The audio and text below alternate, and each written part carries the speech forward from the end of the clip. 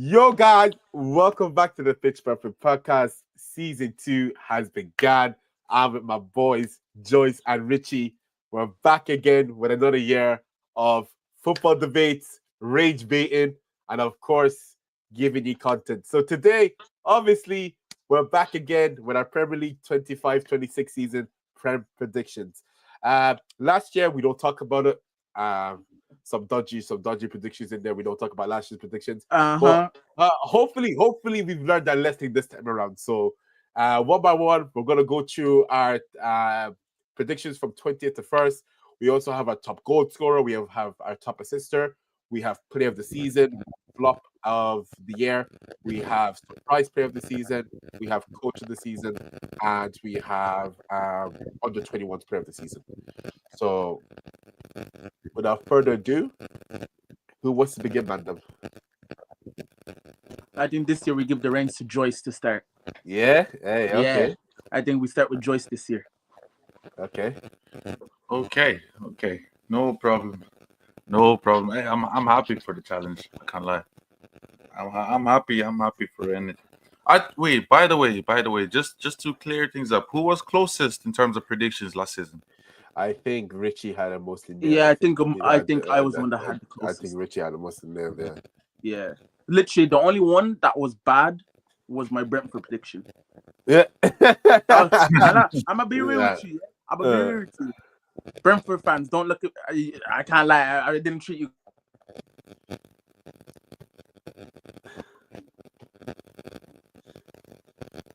Oh, Richie must be out there. Oh shit! Are you lagged or is it just Richie? Nah, I can't see Richie either. Richie's okay. frozen. Yeah. I think Richie might have a connection issue. Okay. Anyways, guys, be ready.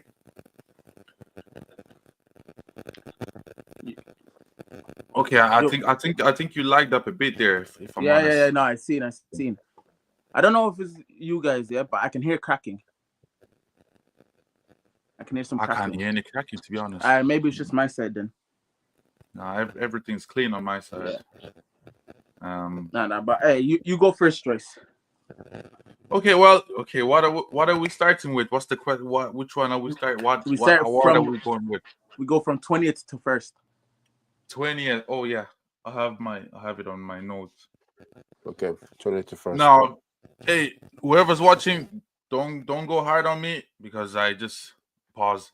I just changed this up literally as close as 5 minutes ago. So, but 20th, I think we might all be the same. I went with Burnley 20th. I mean, I don't know, to be honest. I don't know what to expect from them this season. I don't know what we're gonna get. I have no expectations from them at all. I think they're gonna go back down just the same way they came up. I don't really have anything more to say on them. Hopefully I'm wrong, but I doubt it though. I doubt it. I hear it still. I hear it. For me, I went Sunderland 20th. Sunderland. I think. Wow. Sunderland. Yeah, I think I see what I've learned. See what I learned from Ipswich last season. I think everyone might have expected the same.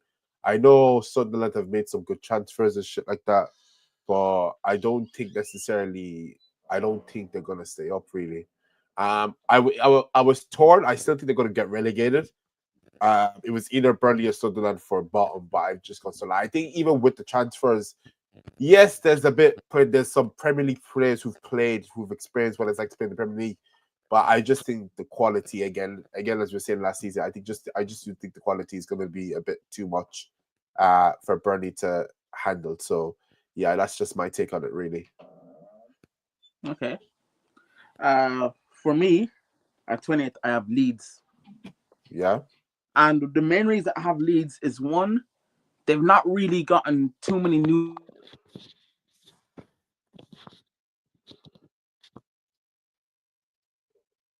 Oh, it's gone again. Wi-Fi, bro. Hey, Richie hasn't paid a subscription, man. I can't lie.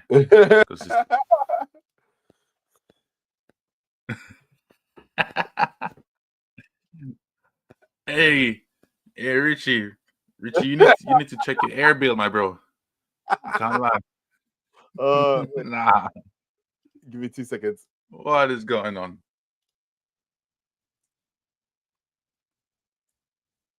Hey, people, apologies. There's clearly some sort of network malfunction, but surely the boys will be back in a couple of seconds. I'm back. Yeah, okay. I always trust your thing, bro. Your thing's dirty, bro. Richie, I don't know about Richie's, bro. I can't lie. It's a Gara, yeah? Yeah, no, you're Gary, bro. Your thing is not. That's crazy. Yeah, no. Richie was saying that he was hearing some like a bit of. Yeah, I think it might be my headphones, but I tested this earlier and it wasn't doing this, so I don't know. Throughout the stream, but yeah, like it's all clear. If I'm hearing, yeah, it's all clear. It's all clear. Yeah. I hope my audio is clear from your side.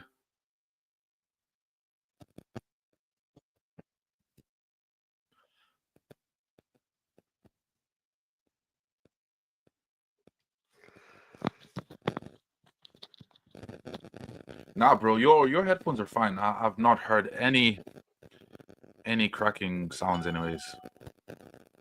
Now it's crackling again. Can you hear crackling again? Nope. Yeah, bro, you're certainly on my side. Yeah. Okay. Nah. Okay, that's cool. Richie. But I think I might change to my hotspot just to be safer. Yeah. I think you have a lag though. You have a lag so far. Okay. Hopefully this time it works properly. Okay. My location. So hopefully it's all. Can you hear me? Yeah. Yeah. All right, cool. As I was saying, I have Leeds for 20th. Okay. I said, main reason was because their squad hasn't changed much, and I'll be so real with you, I don't rate Daniel Farke. I don't rate him as a manager. Really? Wow. The 2 times he's been in the Prem, previously with Norwich, and then obviously Leeds itself, he's gone down both times. Okay. He's too stubborn with his football. He doesn't change it up, and just with this squad, if he had better players, maybe it would work. You get me? I hear. But just for me, with the squad he currently has at disposal as well, just not for me, and that's why I have Leeds 20th. Okay, I hear. Fair enough. I actually like Daniel Farke. I think he's a very good manager. I think he learned. I think he learned this time around. I don't think. According to Leeds fans, he's the same guy still. Yeah, we'll see.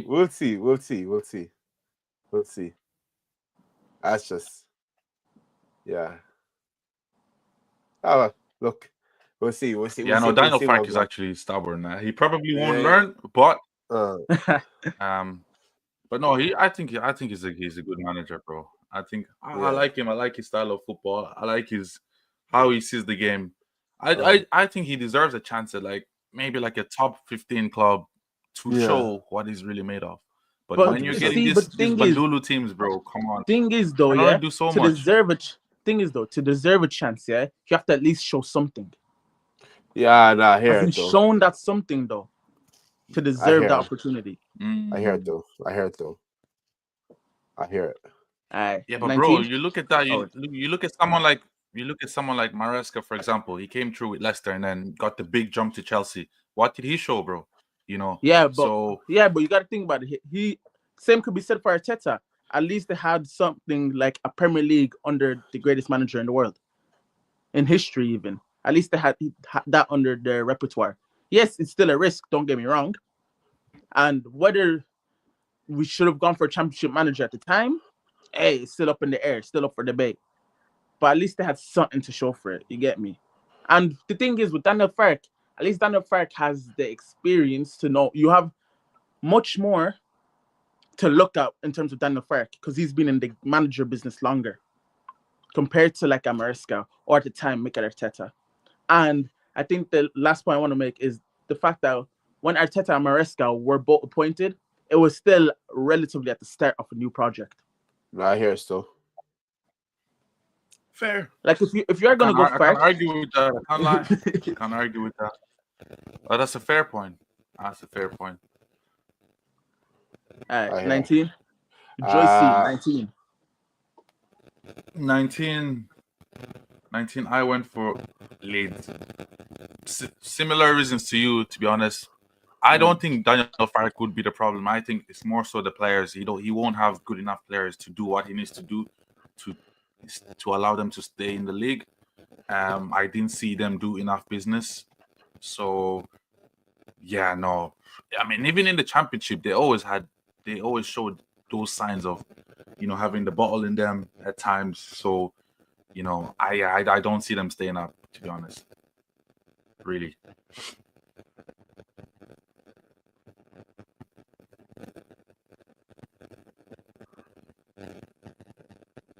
I hope you guys can hear me. I hope I'm. Yeah, no, I'm we can hear you. Okay. Richie, can you hear? Richie? Yeah, Richie's side is. Yeah. I think the crackling's actually coming from his side, actually. He could be because he's the one. He's using his phone, so. Yeah.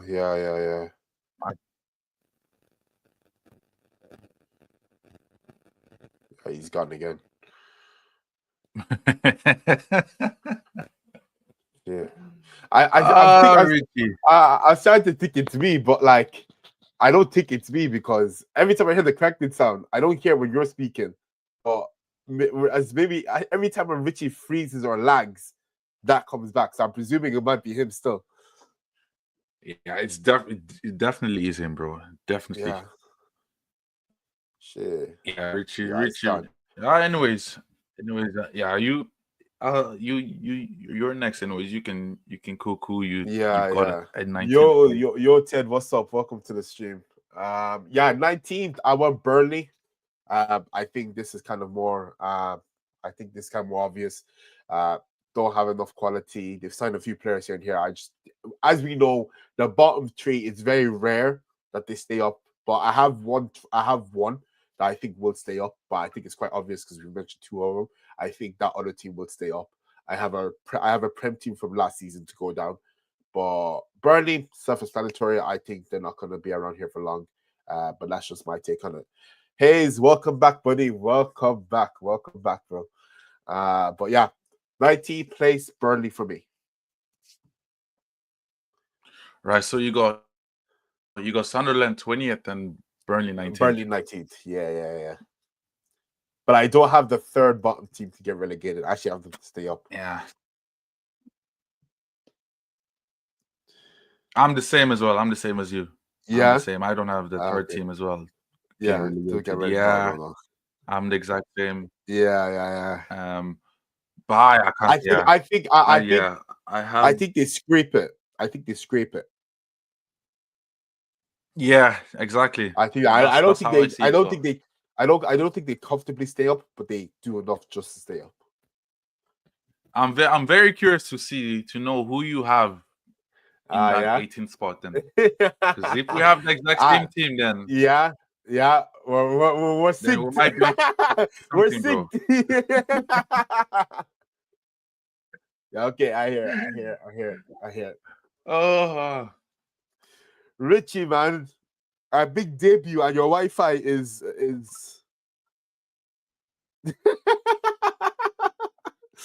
bro might not have paid the bill.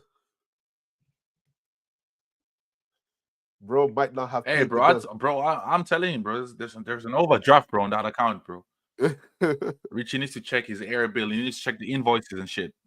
That guy has not topped up his bill in God knows how long. Oh, stop. But yeah, Rich is gonna be the reason we go over an hour and a half for these technical delays. Oh my goodness. Anyways, So big news today. Sesko agreed 5-year contract. Talk to me, bro. Talk to me. is that official? Hey, he's not. We haven't got to here we go, but you've beaten Newcastle. You beat Newcastle for the transfer lag. Okay, I'll be honest with you. I've not. I've just been seeing conversations, but I've not seen anything concrete yet. So I don't want to jump the gun and get too gassed. But I don't know how I feel about it, to be honest, my bro. Like, it's another young striker we're bringing in. We've got 2 young strikers already, and we're bringing another young one in. Hey, I but surely one of them gonna blow at one stage, bro. Surely one of them just gonna go cash money, bro. Hey, you'd hope so.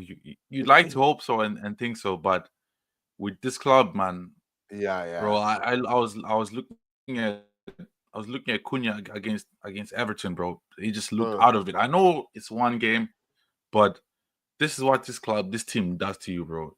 Like, it just makes you look. It stinks your game out of you, stinks your quality out of you, and we've seen it with every striker we've had. With every striker we've had, bro, in the last couple of years. Cavani, Ronaldo, Falcao, Martial, Verkos.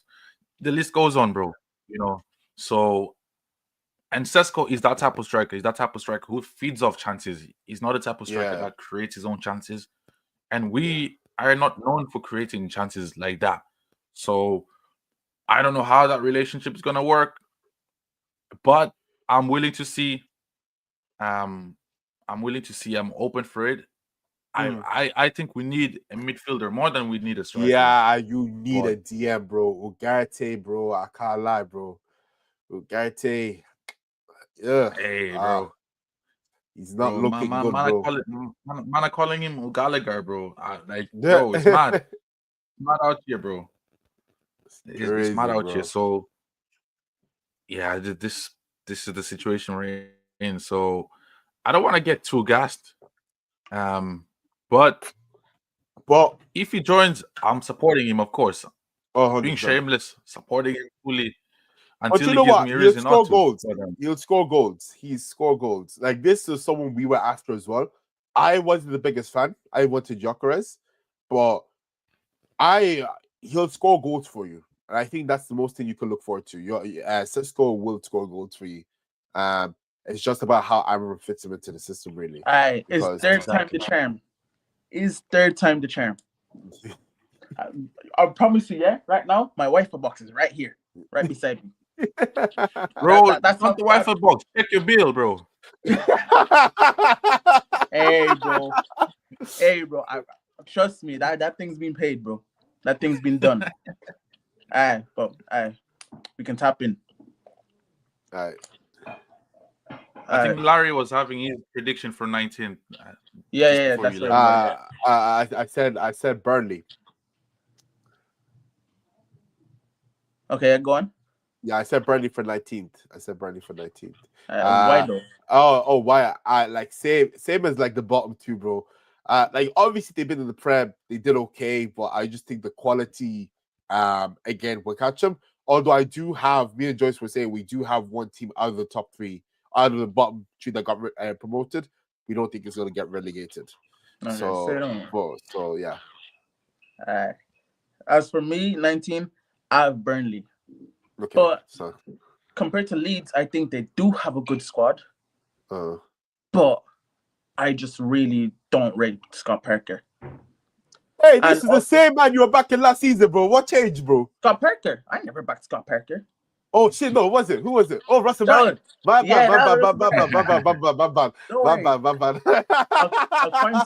I'll find some random Donny too.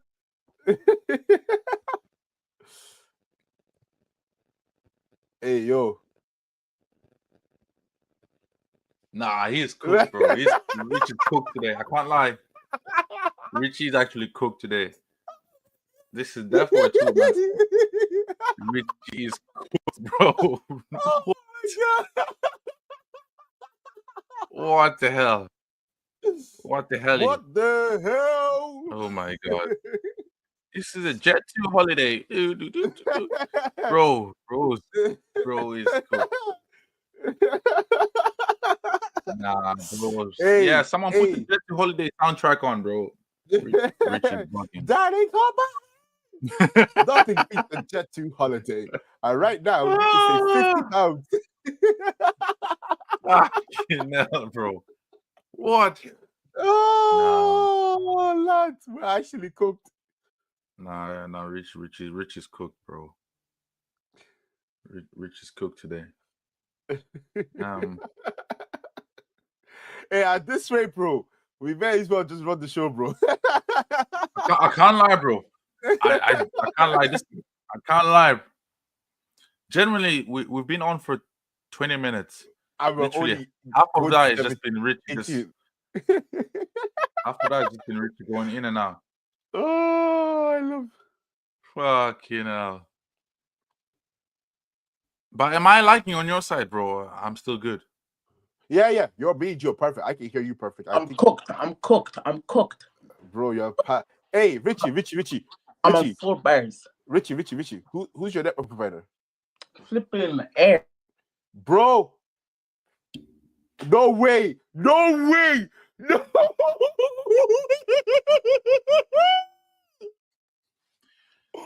I don't know, bro.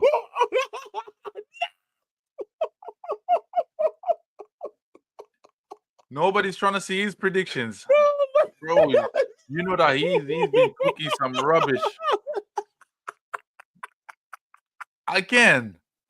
Fucking hell.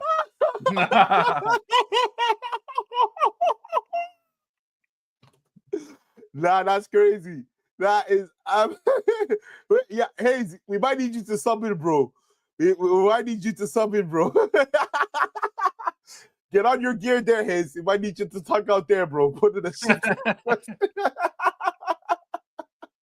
Hey, Hayes, warm up, bro. Get ready, bro. Do what you gotta do, bro. Get ready, bro. I think Richie has serious crap here, bro. Hey, bro. Hey, Scott, bro. Like, you used to work in Air. Talk to us, bro. Like, what Wi-Fi did you sell him, bro? What Wi-Fi did you sell him, bro? Because this shit's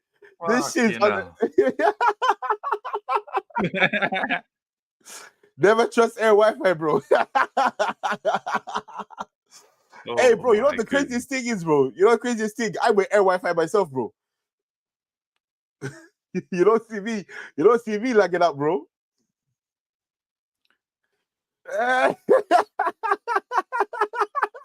But that's what I'm saying. That's what I'm saying. Nobody's trying to see those predictions, bro. Nobody's trying to see it. Hey, big up Air, by the way. Hey, Air. This video, bro. Bro. We spent the last 20 minutes on the 18th place because Richie's Wi-Fi refuses to cooperate, bro. That's crazy, bro. Oh, fucking hell. Hey, Air, you want to fix up, man. This is our Irish podcast, bro. And your Wi-Fi is failing. Oh, my goodness. They say good, bro. What if we're looking for a sponsorship, bro? Fuck, Oh. Hey, give me 2 seconds. I have to just go get something. But this nigga's trying to get his Wi-Fi back on. No bother. Oh, lads, I don't know. I don't know what to say. I actually don't know what to say, to be honest. I think we might have to. We might have to count Richie out. Richie's moving a bit mad, but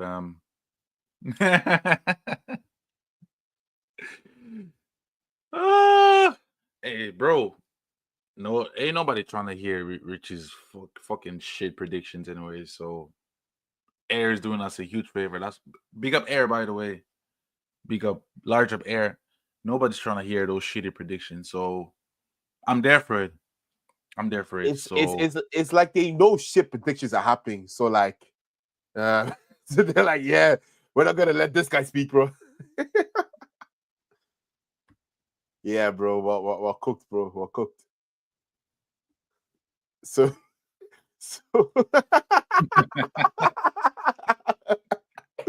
who's 17 Richie, bro? Nah,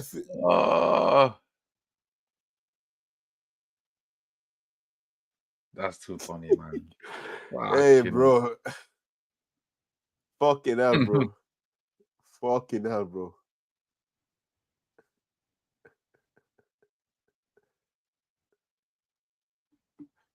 Oh, bro. I mean, surely we can't do this for every position on the table. Hey, while we're waiting for Richie, while we're waiting for Richie to get back and join us, the people in the chat, comment your top 4 predictions. Let's have some debates in the comment. Let's see. Top 4. Put in your top 4. Put in your top 4 in the comments right now, whoever's in chat. Let's talk about it. Let's talk about it. Let's see who has some ball knowledge. What's the story been with Arsenal, by the way? Now, I saw you guys lost to Spurs, but that's been about it, though. Bro. Hey, you see, this is why I don't want to say nothing. This is why I don't want to say anything too tough, bro. This is why I don't want to say anything too tough. Because, bro, if we're playing like that, like we did against Spurs, we're not winning the trophy. And this year, I don't care what anyone says, bro. Yes, this man needs to win a trophy, but I want to make one thing clear. This cannot be a Carabao Cup or an FA Cup, bro. This has to be a PL or CL. But I think most likely PL. It can't be a CL. We don't have the pedigree for CL. We haven't spent enough. And I don't think we've even done enough to win a PL. I be G-real. This window, yes, the depth has been fixed, but I still think serious competition for Odegaard needs to be provided. I think we need a left winger because Martinelli, he needs to start learning Arabic. Assalamu alaikum, brother, bro. It's time for you to go, Habibi. Trossard, bro, as clutch as this guy was, bro, he also needs to start learning Arabic, bro, because that's where those two are going, bro. That's where those two are going. Obviously, we're linked to Eze. I don't know what to say with that. I think that's kind of got cold a bit. Now we're linked to Rafael Leao, who is very open to coming to Arsenal for around £70 million. So, a kind of Rodrigo, he's announced that he stayed, so he will not be leaving. So that's going down the drain. But the hype kind of died down anyways, really. So like I'm not too worried about that. But Arsenal for me, this if I were meant to rate this window, I give it a 6. I give it a 6. Like, because these are signings that should be made back in January or the season. Last season, bro. Not this season, bro. This season, if we made those last season, we made those signings, we should have just gone in and get our star-studded attack, bro. We're replacing bombs with superstars, and right now, the only superstar in that attack right now will probably be Saka and Gyökeres, bro. And I know people are paying for Gyökeres' downfall, but I think it's gonna come into a Haaland thing. Not necessarily think he's gonna mash his numbers, but I do think he has potential to be up there, anyways. But Arsenal for me, apart from the kits, transfer market business, it's been iffy. Like it's been debatable. But for me, I give the window a 6. I think we need a left winger. Definitely need a left winger 2 even, and maybe competition for Odegaard. All right, we try one more time. I've copped. I've formed a hotspot. Yeah. Let's see how this goes. I'm fighting for my life right here. I can't hear you. Box dusty. You can't hear me. Oh. Nah, I'm joking. Relax. Boy, I'll come over to your house, bro. I know where you live. Bro. Let me grab some eggs, yeah? Bro, your hotspot will bring you that far, bro. You get redirected elsewhere, bro. Hey, bro. I've been inside the gaff, bro. I know exactly where I'm going. Hey, bro, that was the outerior. You haven't seen the back cave, bro. That was only say no more, bro. That was only the exterior, bro. You haven't been to the interior of the house. What was that? Hologram on that, yeah? Bro. Just a little green room, bro. Green screen. Say no more. Yeah, little green screen. Say no let's more, not wait. fam. Let's not waste time before you lag out again. Let's try again. For real. And then Larry's gone, as he says that. My bad. Hey, Richie, you better keep the timestamps for that if you're able to. Don't worry. I got timestamps. We're chilling. Yeah, because We're nothing chilling, beats a Jet 2 holiday, bro. Jet 2 holiday is getting used, bro. Nothing beats a Jet 2 holiday. Right now. All right, say it over. Hey, Man. Air should use this as their next ad, bro. On God, bro. We should get in touch with Air, bro. Get them to use this. Hey, Air being useless, fam. Aye, Richie, give us your 19th team. Was it? I already told you 19th. It was Burnley. Oh, 18th. Joyce. Oh, 18th, yeah. 18th. So 18th, yeah. Oh, 18th. Yeah, 18th. Yeah, 18th. I'm going for Brentford 18th. Ooh! Yeah. Okay. Yeah, okay. Right. You might think they're going so down. We're not thinking the same, no? No, I had a different team. You know what? You might think they're going down. I think they're going down, bro. Hey, Joyce, I'm with you. Down, bro. Joyce, I'm with you. I think they're going down, bro. Okay. I think they've just lost too much, bro. They've just lost too much big important figures. And I don't think they've done well enough replacing for them. So yeah, I do see Brentford going down. They lost Tony last season. They didn't replace him. They've lost Mbuemo now. They've lost their manager now. They've lost Norgard. And I've not heard about them do anything crazy in the market. So yeah, but I'm not saying that they're gonna be like they're gonna be miles off it. They might just nick it, just lose it on the last day or some shit like that. But yeah, I do see them going down eventually. Yeah. Okay. Larry, who do you have? I think that this one was already leaked thanks to the agent in the comments, but I have Wolves to go down. Yeah? I have Wolves to go down. And the reason why I say this, and Brentford is a great shout, because to be honest, Brentford have lost key members in that squad. But the reason why I have Wolves come back on, and obviously, United fans, obviously they've signed their main player. But here and there was dibbling and dabbling into like lower league teams to see like, when the newly teams get promoted next year, what's going to be the positions, how it's going to play out. And Wolves strike me, they were a one-man show last season, unfortunately. Like, I know Strand Larson, he chipped in here and here, but interesting stuff for you. Matheus Cunha was involved in 65% of Wolves' goals. So that's over 50%. When there was a goal or assist, he was directly involved in those goals or assists. And I just think, apart from Hugo Strand Larson, I don't think anyone in there has the capability to keep Wolves alive. I think they will sink. I do think they will sink. But Matheus Cunha, excellent purchase by United. Now, obviously, there's issues regarding his attitude and stuff like that, but he is a good player in that regard.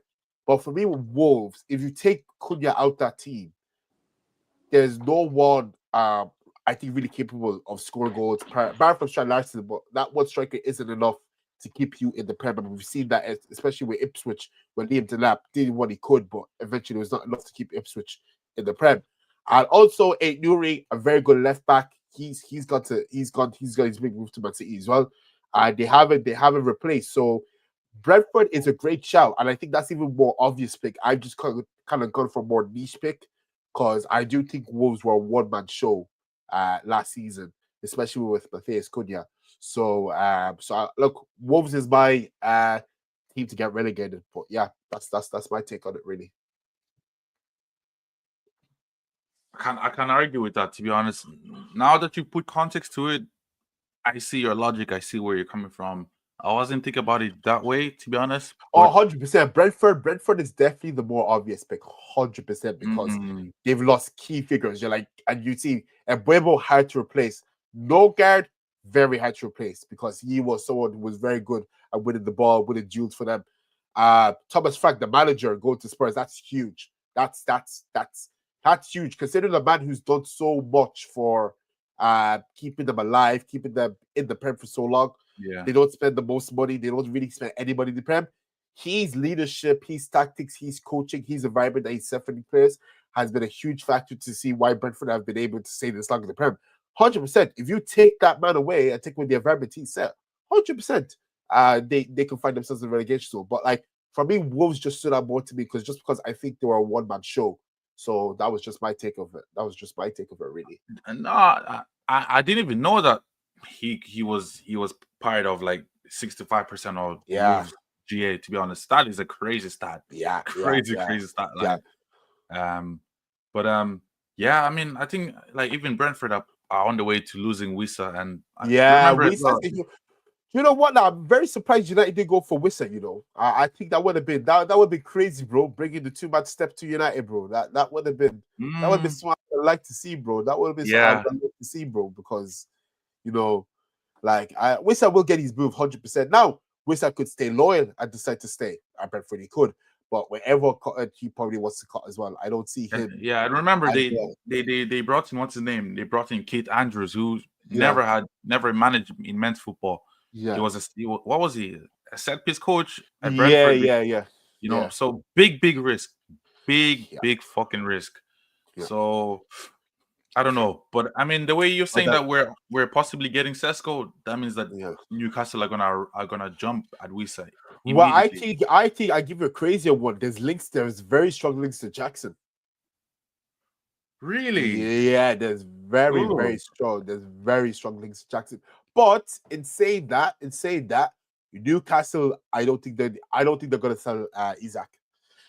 Darwin Núñez, he's gonna go for 40 mil to Saudi. But if I'm really being honest, and Liverpool were really smart.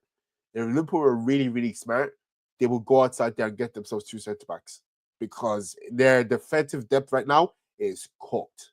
Only the fullbacks are good. The centre backs, and I know Van Dijk rarely gets injured.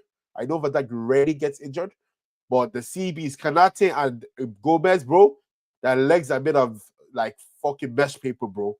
Like one can't even play 5 games straight without getting injury, bro. So Liverpool was smart, bro.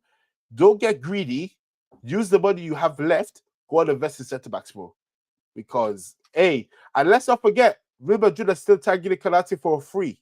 So that's what I'm saying, bro. If Liverpool was smart, you got your striker, bro. Like a TK, he's not a bad baller. He's not the best out there, but he's someone that give him time. Because I do think it'd be very unfair to convince someone to come in, say you're gonna be our main striker, only to buy another striker not even 2 weeks after this brother's landed, bro. So it's a sticky one. But if I'm Liverpool, I'm being smart, bro. Go get your centre backs, possibly another midfielder. Because but if Liverpool are going to be losing Diaz and Núñez within the space of 2 weeks, surely they would be bringing a replacement, don't you think?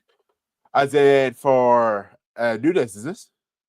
Like they've lost Diaz, they're losing Núñez, and they might be losing Chiesa as well. So surely Isak is inevitable, bro. Surely. There's no way they're losing 3 attackers and not bringing Isak. But you know what is though? Do you know what is? Do you know what the problem is with Liverpool? Any one of those guys can get them goals. Salah is a ridiculous output machine.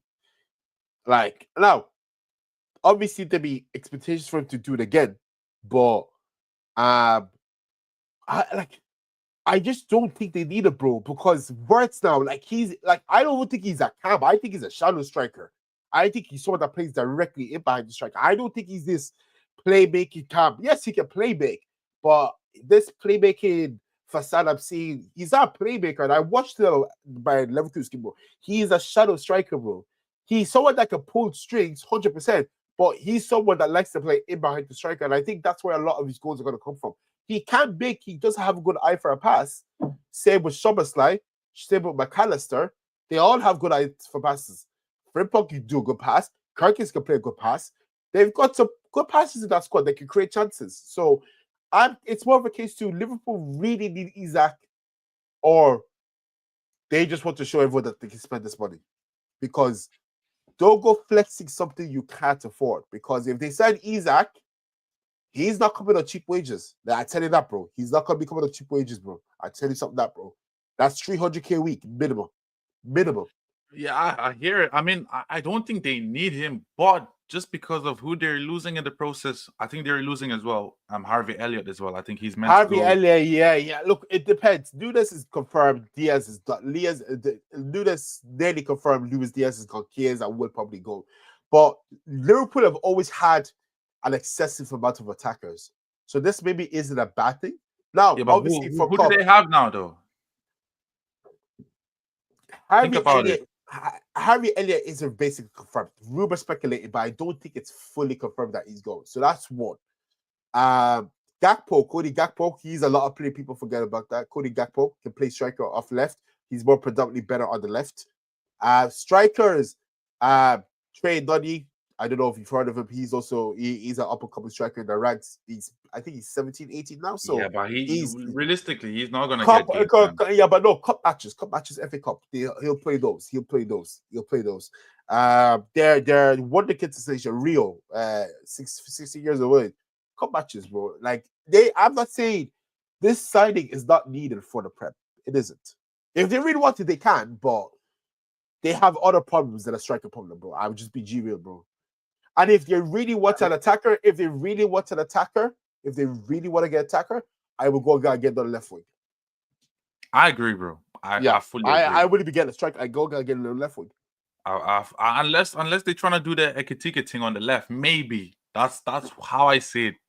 Which is bro, mad. I heard that. I see that. Yeah. I'm like, bro, why are you trying to play a striker out left wing, bro? Why are you trying to? I don't see what the vision is. Maybe I'm just not seeing it, but I don't know. Wagwan. Wagwan. I don't know. But I can't lie. I did not see the vision. I still don't see the vision with the Vert signing, to be honest. As much of a player he is, I still don't see what the vision is, what the mindset is bringing him in. Where are you trying to play him? Are you trying to play him off the left? Are you trying to play him in behind the striker? If you're trying to play him in behind the striker, then who's the striker then? We don't have a striker now. So are you trying to do a false nine thing? Like what's the game plan? Yeah, and I hear it. I don't know. But in saying that, we've just got confirmation that Richie won't be able to make it back onto the stream. His Wi-Fi is cooked. So Richie's gonna try to have a separate video later or something like that today. So it's just gonna be us two for the remainder of the show. So we can actually get back to the Premier League rankings and speed these things up. So 17th, my bro. Who'd you have? 17th, I went with Sunderland. Okay, you have Sunderland to stay up. I just about okay. I can't lie. This is just on a pure vibes thing. I'm just hoping. Okay. I always like you want prime Barclays to come back, bro. Exactly, bro. Exactly. It's been a minute, bro. Yeah, I hear. And I just always like that one team getting promoted to stay up. So this year I'm having Sunderland. I'm hoping. They've done good business in the market. They play good football, good manager. So I'm hoping that they can stay up.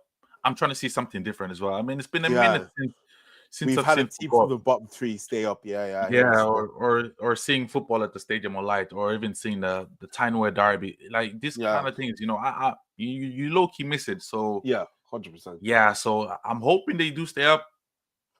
100%. They probably it would be hard for them too, but I'm hoping they can at least just sneak promotion. 100%. I had the Leeds to stay up. Wow. Okay. Yeah, I have Leeds, and I know Richie was kind of saying like how Daniel Frank was stubborn and stuff like that, but this is someone who's been in the Prem most times out of these three managers coming in. I know he got relegated with 2, but I really do think with Leeds, they've pulled miracles. They stayed promoted up to the last day with Rafinha scoring that winner a couple of seasons back. I think, yes, now they haven't really spent 100%. I get that, but when I look at Daniel Frank, I just don't think it's gonna happen the third time. I just don't think it's going to happen a third time. And that's not me saying it won't, but I do think his experience gives him the edge against the other managers here. While yes, those teams have spent, they may have the better players, they may play the better football, but you do need experience as well, and that's a part of where most of these newly promoted teams have had. These managers coming in there don't have no experience. Where Daniel Fark, yes, he's been relegated, but he's had that Premier experience. I do think if he's really serious about staying up, his experience should help him. His experience should help him. That's just my reason for I have Leeds staying up really. But that's really it. That's really it. I was giving Daniel Fark praise, but the only issue I just have is just I don't think he's got enough of a good team to help him stay up, bro. That's my issue. I don't think he will be the problem. I think the players are gonna let him down. Players. Okay. Heck, I won't even be surprised if he gets sacked mid-season, bro. Like it's that bad, bro. Genuinely. So like I think if he got a top 15 team, I think he could cook. He could work wonders. But you know, a chef can only do so much with if he's only given certain ingredients, bro. You get stuff. Yeah, that's where I'm at with Leeds and Daniel Fark. I think they will let him down eventually, but we just have to wait and see. I hear it, so. I hear it. In 16th, I went for Everton. Okay. Yeah, I mean, we both agree that Everton are staying up clearly. But what else? I just think maybe the new stadium could do either one of two things, either boost them or bring them really down. Yeah, I hear it. So you know the stadium curse. Yeah, I hear it. The stadium curse is real, bro. The new stadium curse. So it could either boost them up or bring them down. You look at West Ham. West Ham have not been the same ever since. You know, like they've had really high highs and really low lows. So I mean, we've seen it with Arsenal since they left the Highbury. We've seen it with Spurs. You know, the stadium curse is pretty much real. So 100%. I think the only reason why I think they definitely will cement staying in the league is because of David Moyes. Yeah. I just think he's got what it takes to just keep them fighting week in, week out. 100%. So, like, I mean, I watched the game against us. I mean, I didn't watch it, but I seen the extended highlights. You know, they just look tough to beat. They just look tough to beat. They're just gonna stink it out game in, game out. Just nick a point, nick 3 points if they can. And 100%. To be honest, I really don't have any much to say. I don't think they've done much in the market as well, from what I know. So, I think they have a team just enough to stay up. Okay, perfect. 16th, I've gone with West Ham. Yeah, West Ham.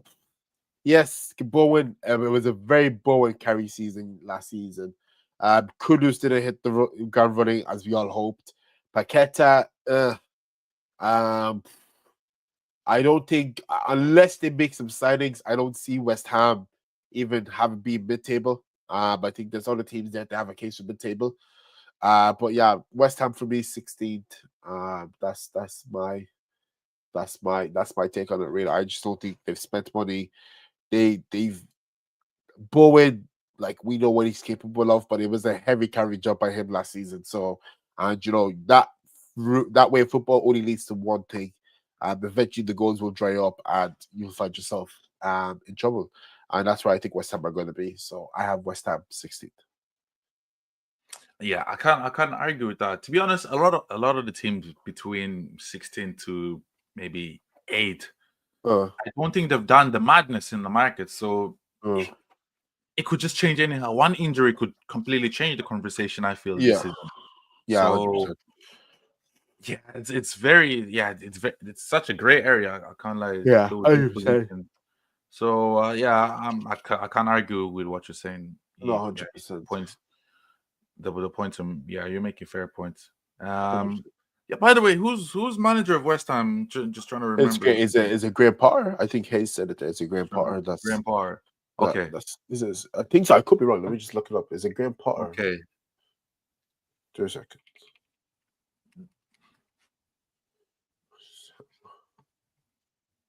Yeah, it is Graham Potter. Yeah, Graham Potter. Yeah. That's Graham Potter. Okay.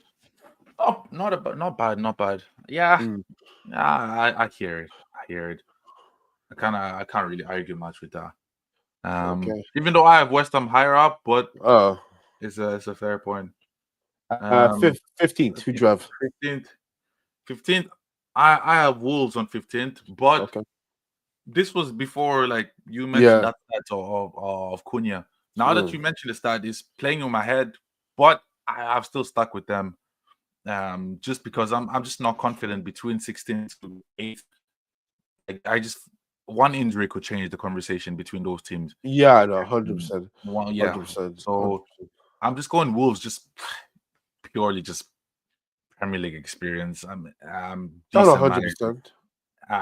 Don't really have anything much to base my prediction on them. It's just pure hope and just luck, I guess. But I hear but it. Yeah, the Cunha thing could be big for them. The Cunha loss could be really much more bigger than I think.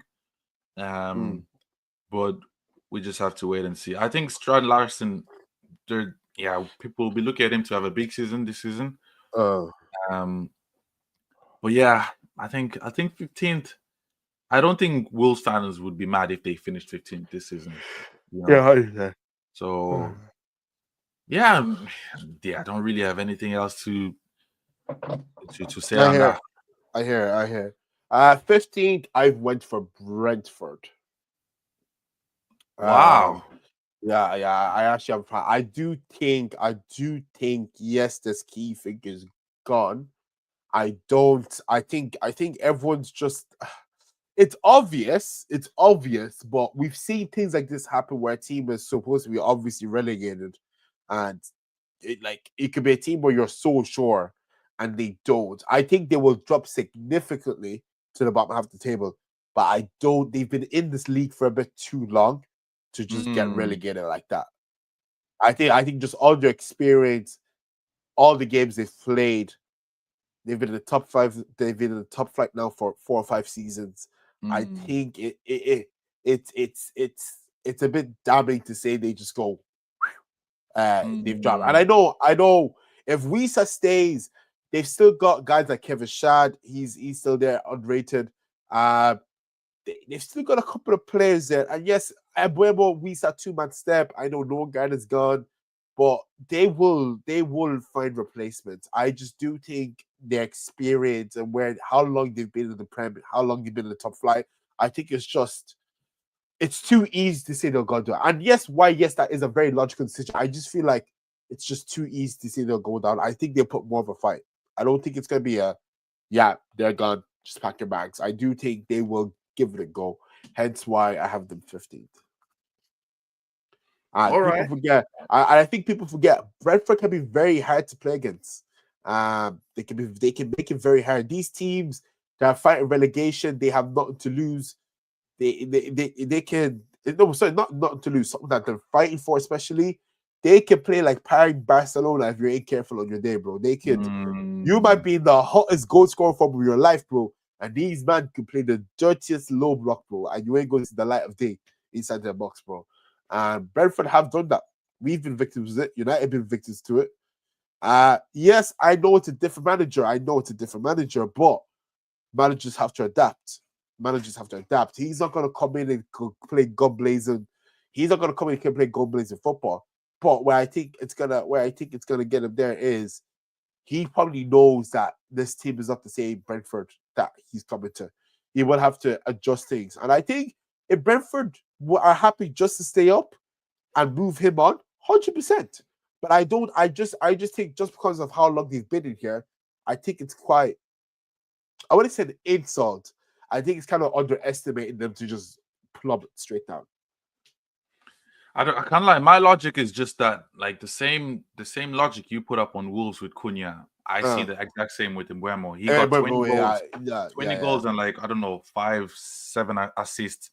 Like so the same level of productivity Cunha had was level or probably even less than what Mbeumo had with Brentford.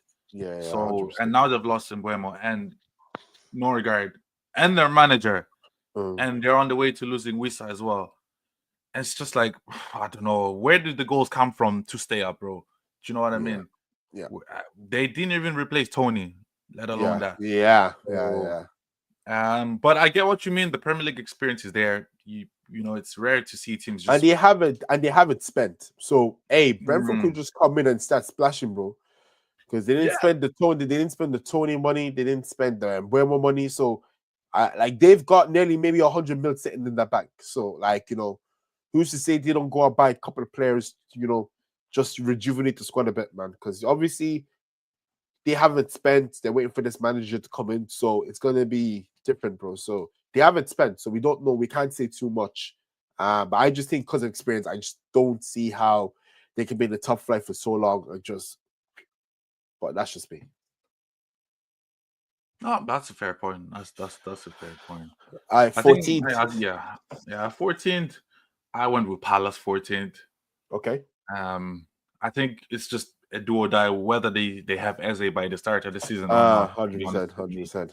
If they keep Eze, fair enough, 14th. If not, only God knows. Only God knows where they could go, bro. Only God knows. They haven't replaced Olise yet. I think Sar was a replacement. Ismail Sarr. Yeah, but Sarr ain't no Olise, bro. Come on. Hey, Sarr and Olise, but he did his thing last season. I know they got Nketiah as well, but he ain't no Olise as well. Do you get me? I don't know how I don't know how we finessed him for the Nketiah, bro. But bro. Game is game, bro. Game is game. If they're able to keep Eze for the season, 14th, but if not, they could be scrambling, I think. They won the FA Cup last season, so the confidence is at a high. Glasnier, third season now, I think. So he's getting a hang of the league. He's getting a hang of his team, of his style of play. Good manager, really. 100%. I didn't hear too much about them doing business as well in the market. So so that's why I think that they're just gonna be in and around there. But the Eze move is big in my eyes on where they finished this season. Perfect. But yeah, and also they have European football, so that's gonna fuck with their fixture list, their schedule. So could they balance the two? We'll have to wait and see. No, I hear that still. All right, 14th. Who did you have?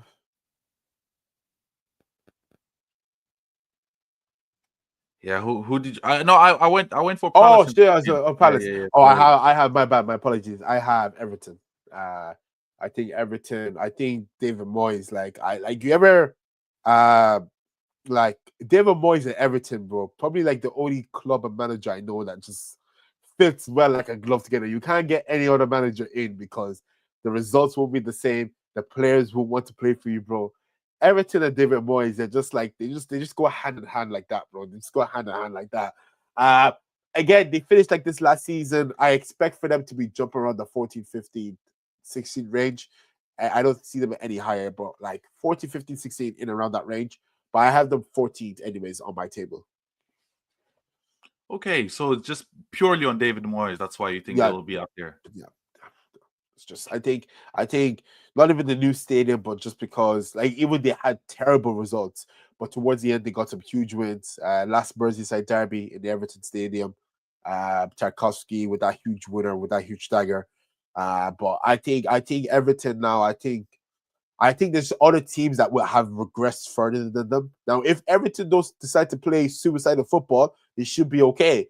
But that's not saying that they won't play suicidal football and end up in the bottom half of the table, because that could very well happen. But Everton are too big of a team to be in that position. As much as they were looking like they were going to get relegated last season, they're too much of a big of a team to relegate for the Prem. But again, anything can happen. But I think in that 14, 15, 16 range, that's where they'll be at this season. I hear it.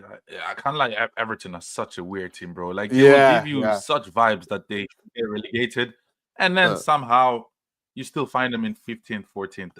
You know, so I I can't argue with that.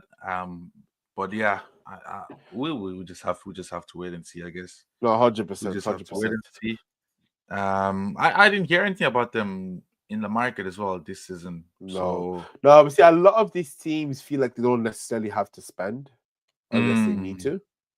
So we'll just because I don't think they want to spend to improve the rank because they know it's not sustainable. I think certain teams are just happy below as long as they don't get relegated because it still generates money for them. So as long as they don't get relegated, I think some teams are happy to stay where they are. But obviously, if you're ambitious, you're going to spend. But I don't like your likes of your West Hams, your Evertons, your Fulhams, your Brightons. They're not really high spending clubs. As long as they're floating in around the top 10, mid table, they're happy. Those mid table clubs are happy to stay mid table. So I think that's maybe one of the main reasons why they don't really go out spending that much money, but I could just be wrong.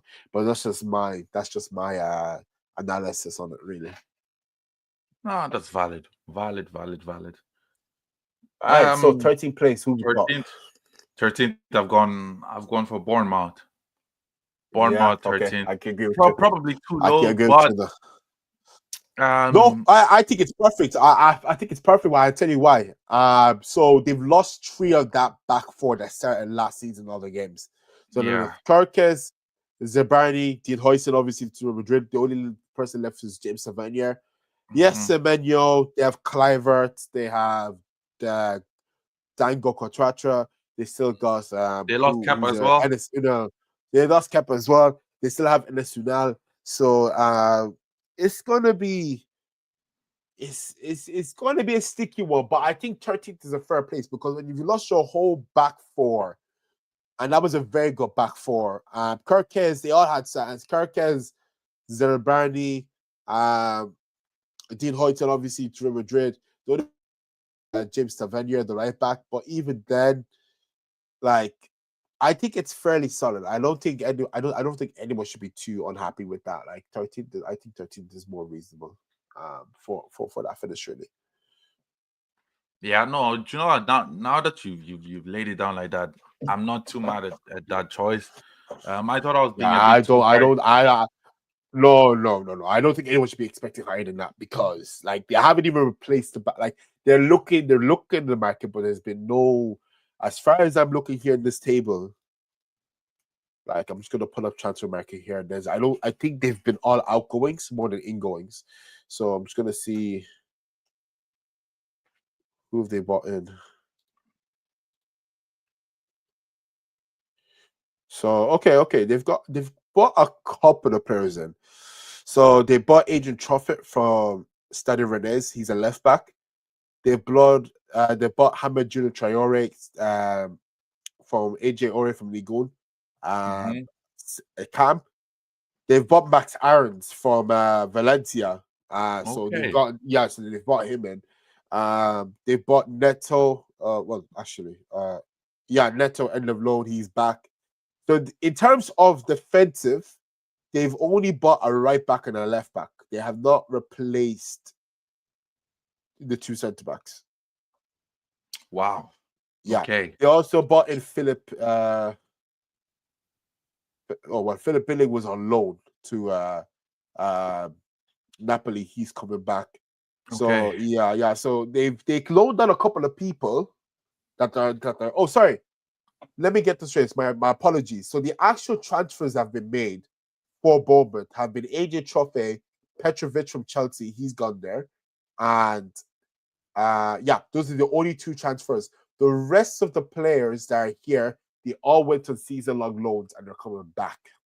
So in terms of actually defensive cover, they have a right back coming back from loan, and they've actually just bought a left back. So they haven't bought 2 centre backs. Crazy. I mean, Petrovic is a good keeper, so that's a good signing, but no defensive too.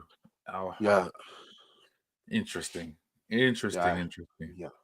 Who did you go with in 13th? 13th, same as you, Bournemouth. Oh, okay. Yeah, Oh, that's perfect. why I said. That's why. That's why I said it wasn't too crazy because I had the exact same thing. Oh, sweet, lovely stuff. Okay, all right. I guess moving on then. I had the same thing. Moving on, 12th, I went for Brighton. Why? Okay. Honestly speaking, there's actually no why. Yeah. See, there's actually no why, bro. No. Let me know waffle. There's no why, bro. Just 12. To be honest, I know they lost Joao Pedro. I don't know how big of an impact that will do for them, but they still have a good manager in Hertzler.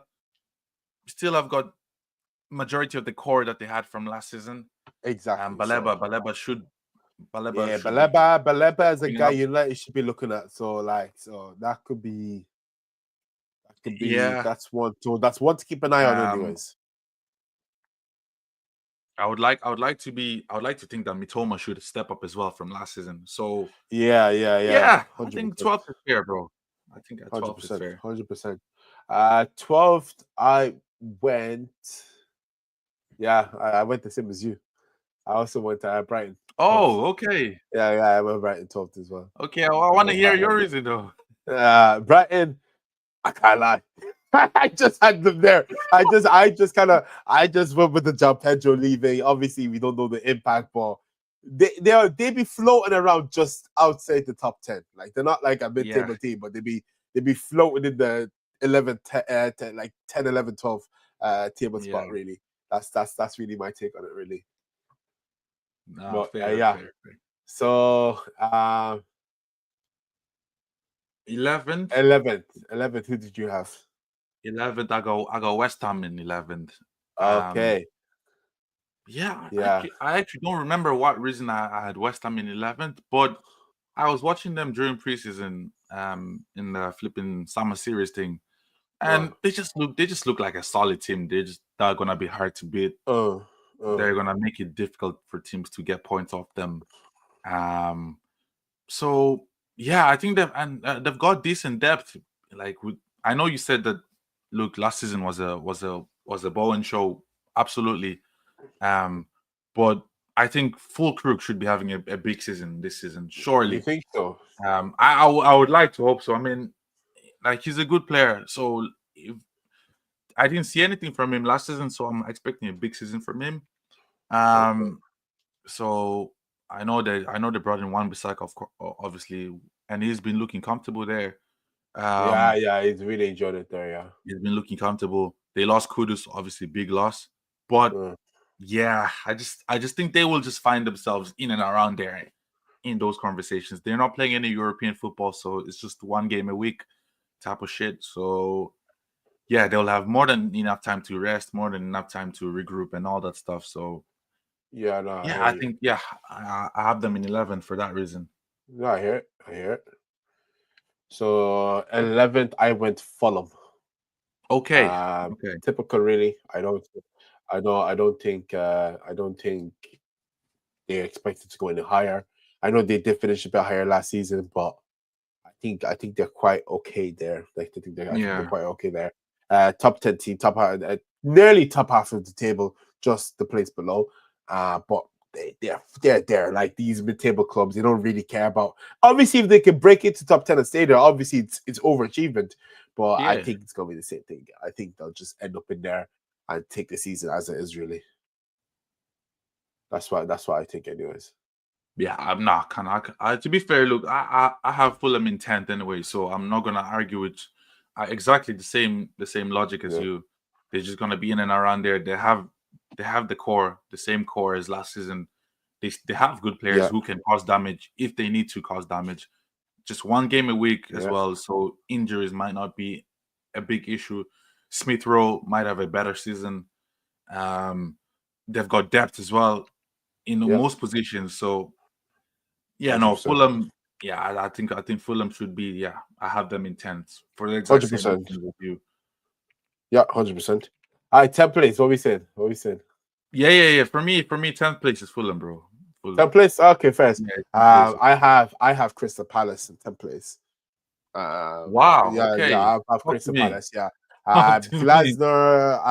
Glasner for me. I do think managers need to be a lot much careful with him. People were saying he's a bit too arrogant. Obviously, beating Pep in the final, well deserved. Outplayed them. But you see what I like about Glasgow, yeah. You know, I like the fact that he lets his players do the talking for him. He lets his management and his tactics do the talking. City were played off the park in that final. If anyone actually watched that final, City could not even get into the game. And you know, the guy is very composed.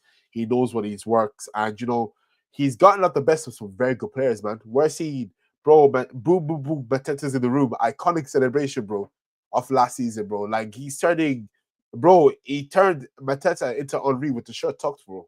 So like this is Mateta of all people, bro. So he's getting the best of what he used to, and I do think you know if he's able to do that again, I'm pretty sure he'll get some good backing. Obviously, as you were saying, it's very debatable with Ez's future in the sky with him rumors, heavy rumors of him coming to Arsenal. He's ready, agreed personal terms, etc., etc. But 10th, top 10 finish. I don't see. I think compared to the rest of the teams that I have down here, Palace are a lot much stronger than a lot of these teams down here. But that's just my take on it, really. Well, you do remember though that they have European football, and I don't think they have the squad for They it. do, So they how do you think do. they're gonna manage that? I don't, but I don't think they go far, which is why I don't think that's an issue as well. They may spend a bit more just to get depth, but I don't think I think as a conference. But look, if Chelsea could win conference, Crystal Palace can win conference, bro. Like that's the way I see it, bro. If Chelsea can win conference, bro, Crystal Palace should have no problem with conference, bro. It's Wi-Fi passwords they're playing, bro. Like you know, there may be a few small big teams in there, but bro, few. The only competition that really was Real Betis. Now I know Chelsea had to fight tooth and nail to get to the final from the semi-final, but like, come on, bro, it's the Conference League, bro. Crystal Palace should be winning that, bro. Sure, the Rod Spurs had the Europa League, bro. Fucking West Ham could have won that, bro. West Ham could have won the Europa League with the Rod Spurs had that from last season, bro. So like the Prem, like you know, these teams they should be winning that, bro. Conference League, if there's an English team in it, I expect them to win it, bro. That's just my take on it. Hayes is saying they have to win a playoff game before they Yeah, get to the yeah. group stages. Yeah. It's playoffs. Since when do you need to win a playoff game when you've won the FA Cup? What stupid shit is that? Bro, I think, bro, That's this some whole lunatic, bro. this whole Palace of not even getting into Europa League is crazy, bro. Just because Nah, someone snitched, bro. Hey, bro, they're trying to snitching stitch on him up, another bro. man. Hey, jealousy is real, bro. They're trying to stitch him up, bro. How's man saying that you have to play a playoff now, a playoff game? What? Bro, FA Cup will get you to the Europa League easy. Now you have to play a playoff game to get into Conference League. Yeah, Yeah. nah. That's a bit. Yeah, that's madness. That's a bit dodge, But bro. I think they should still be good enough to beat whoever they. Yeah, Because they're not. 100%. They're probably gonna play some. I don't know, some team from like Finland or I don't know, or fucking 100%. Lithuania or some shit like that. 100%. So I think they should be good enough to win. They're gonna be paying part-time. They're gonna be paying part-time bakers, bro. Yeah, about part-time farmers and bakers, bro. Exactly, bro. But Exactly, bro. what position are we going into? Ninth. Ninth. Ninth. I've got Forest in ninth, and I know I seen Hayes' comment there that he's gonna be shocked if we have Forest in top 10, but I have them in ninth. They still have the same core. I know I think they will be playing European football next season, but they probably won't be getting they won't be getting too far for it to affect them. They brought in Igor Jesus. Yeah. Big player, good player. And 100%. with that fucking guys, the owner, bro, they're gonna finish ninth, bro. Yeah, 100%. Bro.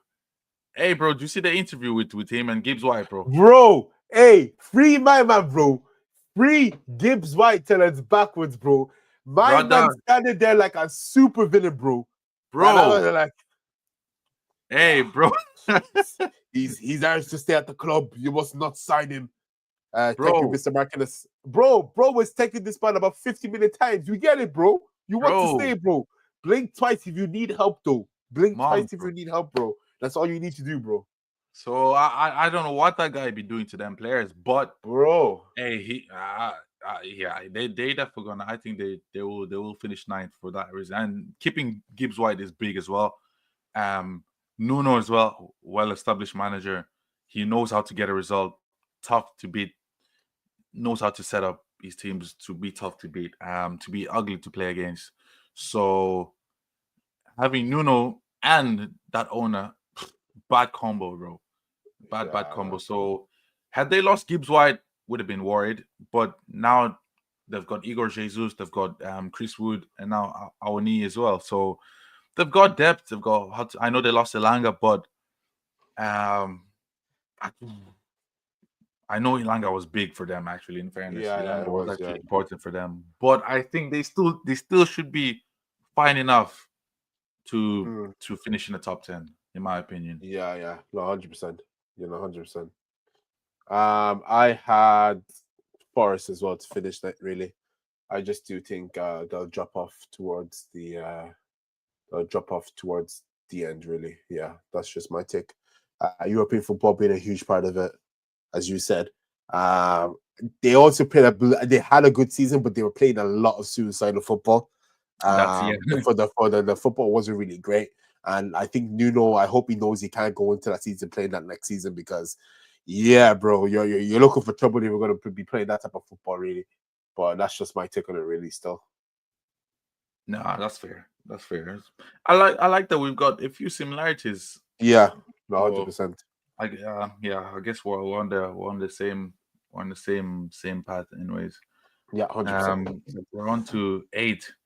8th, I've got the Tottenham Hotspur. I've got Spurs. I got Spurs in 8th. Save. I got 8 as well, Spurs. Yeah. Yeah, crazy. Yeah, I got 8 Spurs. Yeah, I got 8 Spurs. Look, I know they've got. Hear your side first, and talk to me. Spurs for me, I wanted to put them lower. I actually did. I actually wanted to put them like 10th. But that would also mean I would have to move like Crystal Palace into the top like 8, and I don't think I could do that. I think yes, they had a very good season, but I think Spurs will get them come back into the top 10. I think that was the reason that made me think logically like they won't be in the middle table again. They will be in the top 10. So hence why they're 8. I think Thomas Frank, good manager. Kudos signing, okay signing, but Spurs for me. Son leaving, I know he didn't contribute much this season, but again, it's another huge player gone. It's another hugely experienced player gone. I just don't think, when I look at that Spurs squad, bro, it doesn't frighten me. And, till this day, I still wonder how they beat United in that Europa League final. Because, bro, if I'm a United fan, I am seething, bro. I'm seething, bro. You're telling me a team that's going to the Champions League has only made one signing, bro. One signing, bro. And they expect to compete in the Champions League with that new format. Not even group stages, bro. With that league format, bro. Yeah, bro. Safe, bro. Hey, bro. UEFA, if you're looking at me, yeah, give them Barca, give them Madrid, and give them PSG, bro. Let these people know what you have to do to play good football in Champions League, bro. Because there's no way they're spending 145 mil on a one winger and expected to go far in the Champions League. Yes, I know you can qualify through the top. Is it top 8, top 9? 1916, is it into playoffs or something like that? Yeah, it's a playoff. Yeah, it's a playoff. But come on, bro. Because the thing we see what I loved about it last year's, bro. You weren't guaranteed 3 points, bro. You were not guaranteed 3 points. Anyone could come up and take. Anyone could come up in your pot and take a point off you, bro. So it's not as guaranteed. But look, I know PSG, obviously, case we got our boys playing in the Super Cup here. PSG will obviously deal with them, but obviously if they get them in the Champions League, I will be there as well to watch the downfall of Spurs. But yeah, PSG Super Cup, that should be interesting. Hey, bro, I know. You've cooked there, bro. I can't disagree with anything. I know. Spurs fans were watching Chelsea cook that PSG team. I don't know how that happened. I did say if Maresca did set them right, they win it. I did say that in fairness. But Spurs, behave yourself. There is a difference, a very huge difference between you and Chelsea, bro. Chelsea know how to win trophies, bro. And yes, you can take this Europa League, you can kiss it, whatever. real people know that shit does not count towards your. Yes, it would say on the official records, yes, you have won a European trophy. But us football fans who love football with their hearts, who breathe football, will never acknowledge that you did such a thing, bro. They felt so bad for you, bro. They gave the OG to the guy who didn't even hit the ball. It was the OG in the final, and I said, just give it to the first person who touched something last, bro. Just, bro, you think we're slick? There's replays for a fucking reason, bro. And they give it to my man, Brendan Johnson, bro. You think you're slick? Nah, bro. No one cares about your Europa League trophy, bro. And before anyone comes to me saying, where's my European trophy, bro? I don't give a fuck, bro. My standards could never be the Europa League, bro. You will never see Arsenal finish 17th ever in your life, bro. Shit. You were nearly close to relegation, bro. If only Ipswich were a bit better, bro, you'd be in the championship right now, bro. So, yeah, to this day, I haven't still forgiven United, bro, for losing that game, bro. Because if United won it, you're like, fairs. They won the European trophy. They used to winning that. Safe. Enjoy your day. We'll forget about it have a couple months. But Spurs, bro. Do you know how many Spurs? The amount of influxes of Spurs fans I've seen since that European trophy, bro. I've seen people in Spurs jerseys that even know that supporting Spurs, bro. Yeah, you don't even watch football. You can't even name me 5 Spurs players, bro. Bro, so, they just spawned out of nowhere, bro. Spawning, like, I don't even know, bro. Out of nowhere, bro. Was there a Spurs fan clothing machine that y'all just went to and just said, yeah, I'm a Spurs fan. The only Spurs fan I know is Expressions, bro. And that's it. That's it. That's it. Because he's the only funny one I know, bro. The rest of you are NPCs. Yeah. NPCs, bro. There is no way. Some of ye woke up and decide, I'm going to support Spurs. Because why not, bro? Bro, that's going to be a simulation, bro. You're a social experiment, bro. If you support Spurs, you're a social experiment, bro. There's no way you support Spurs, bro. And yes, you can laugh at me. Yeah, you can say, yeah, you don't have a European trophy. Everyone has a European trophy but you. But you see when we win one, at least that will actually count for something, bro. Your run. So, hey, hold up a minute, because I'm not having this, bro. Let me just while we're here, let's just look. let's just pull up this run so we can analyze, because the way these people are looking at this a bit too much, bro. Yeah, let me pull this up, Spurs, just so you know. Just so you know what who you beat. Did I get to, is it here? Is it this one? Oh, please please let me find the scores. Please let me find the scores. On God. Hey, guys. Bro.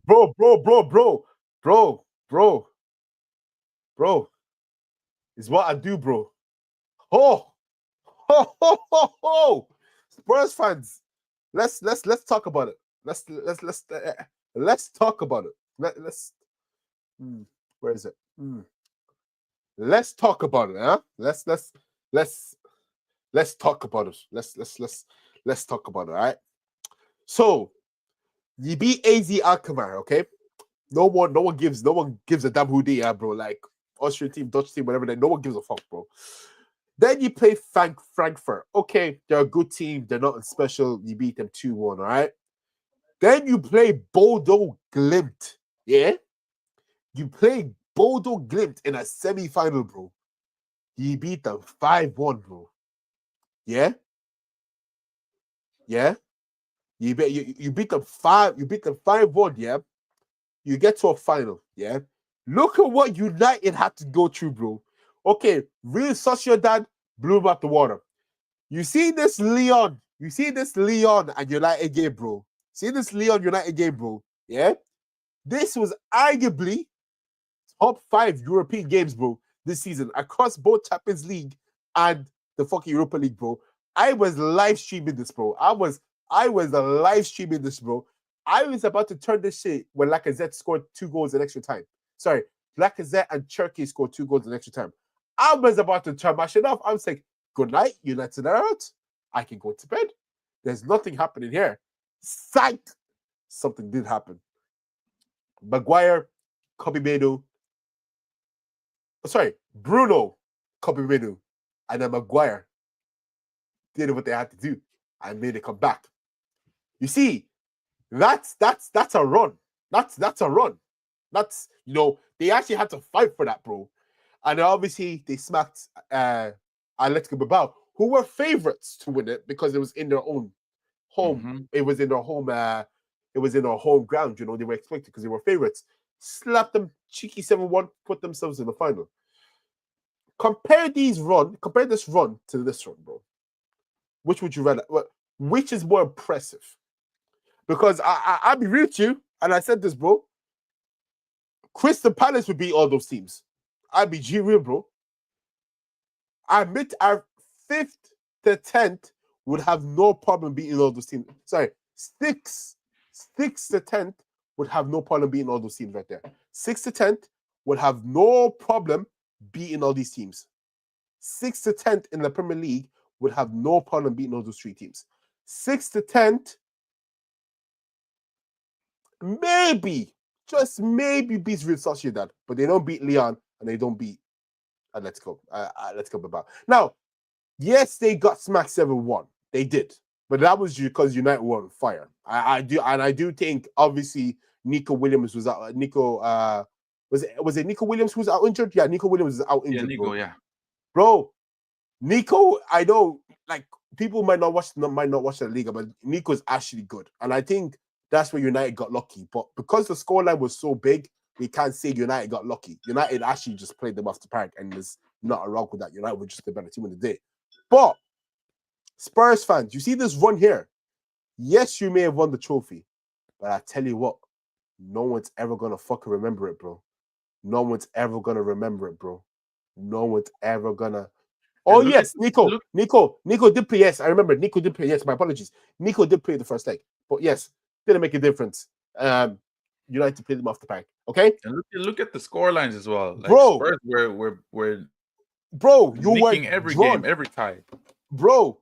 3-2, 2-1, and this was like over the score of aggregate, bro.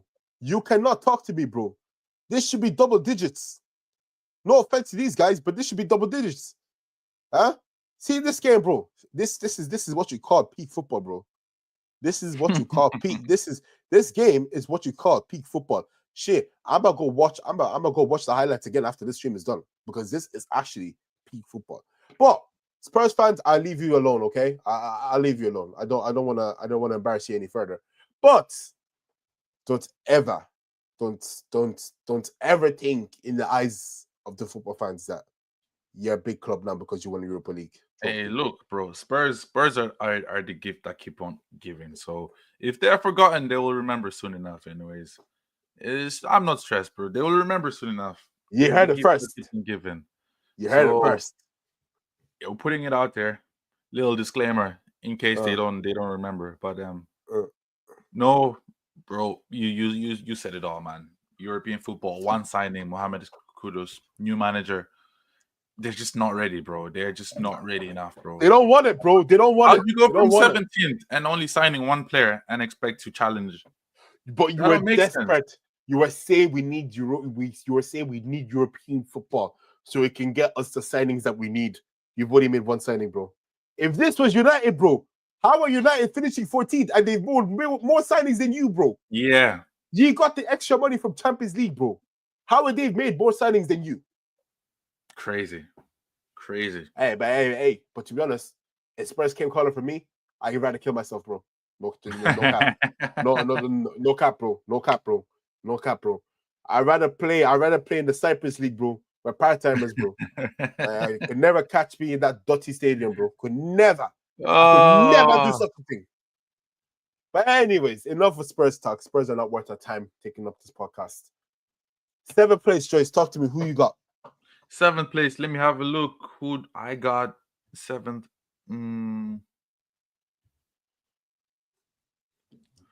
7th place, I got Aston Villa. In 7th. Oh, okay.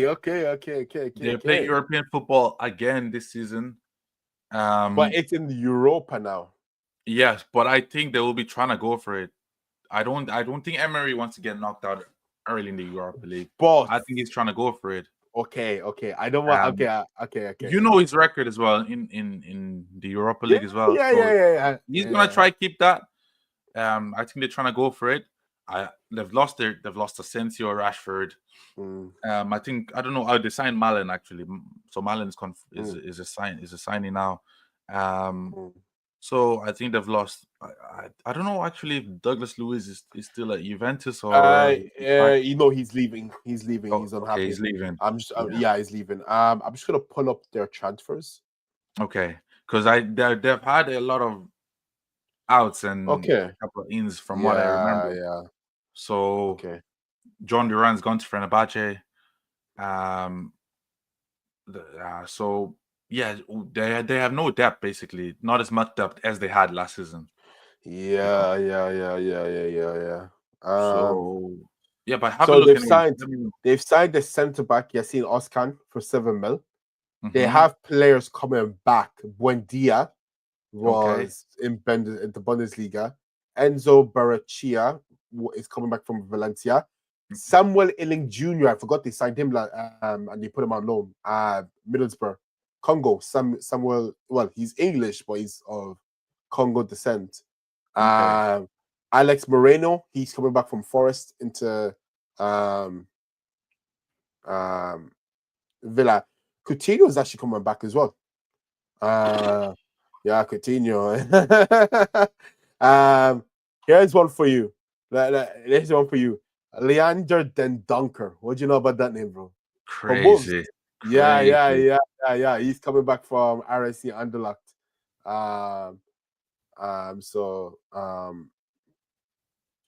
So actually, hold on. Never mind. I've done that wrong. So him, Den Donker, Coutinho are gone. So if I'm being honest, it's only that left back, it's only that centre back they've signed really.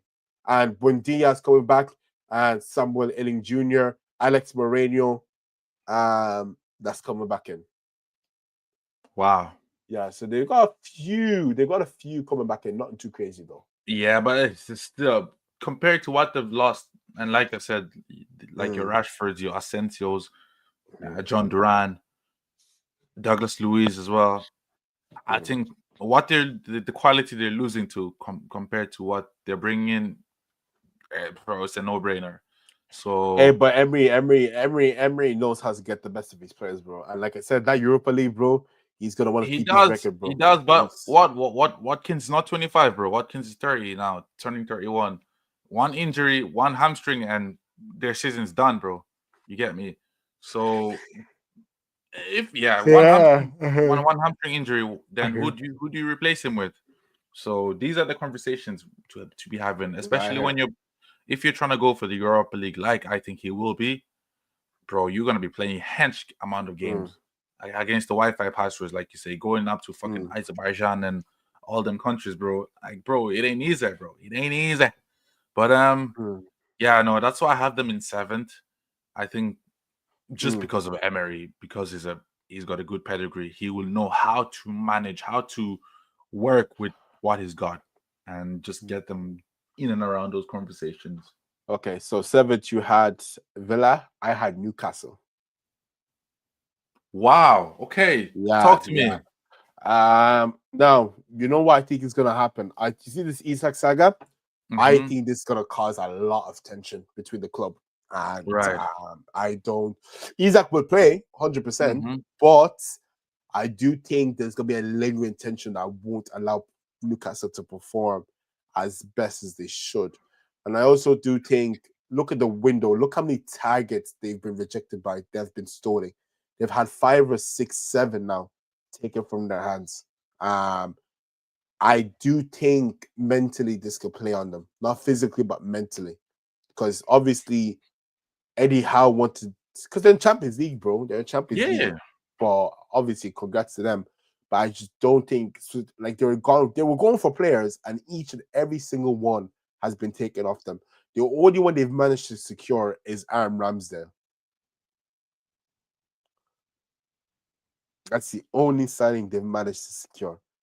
They were linked to Ekitike, Ja Pedro, Embuemo, Cunha, Sesko. Sesko being the recent one.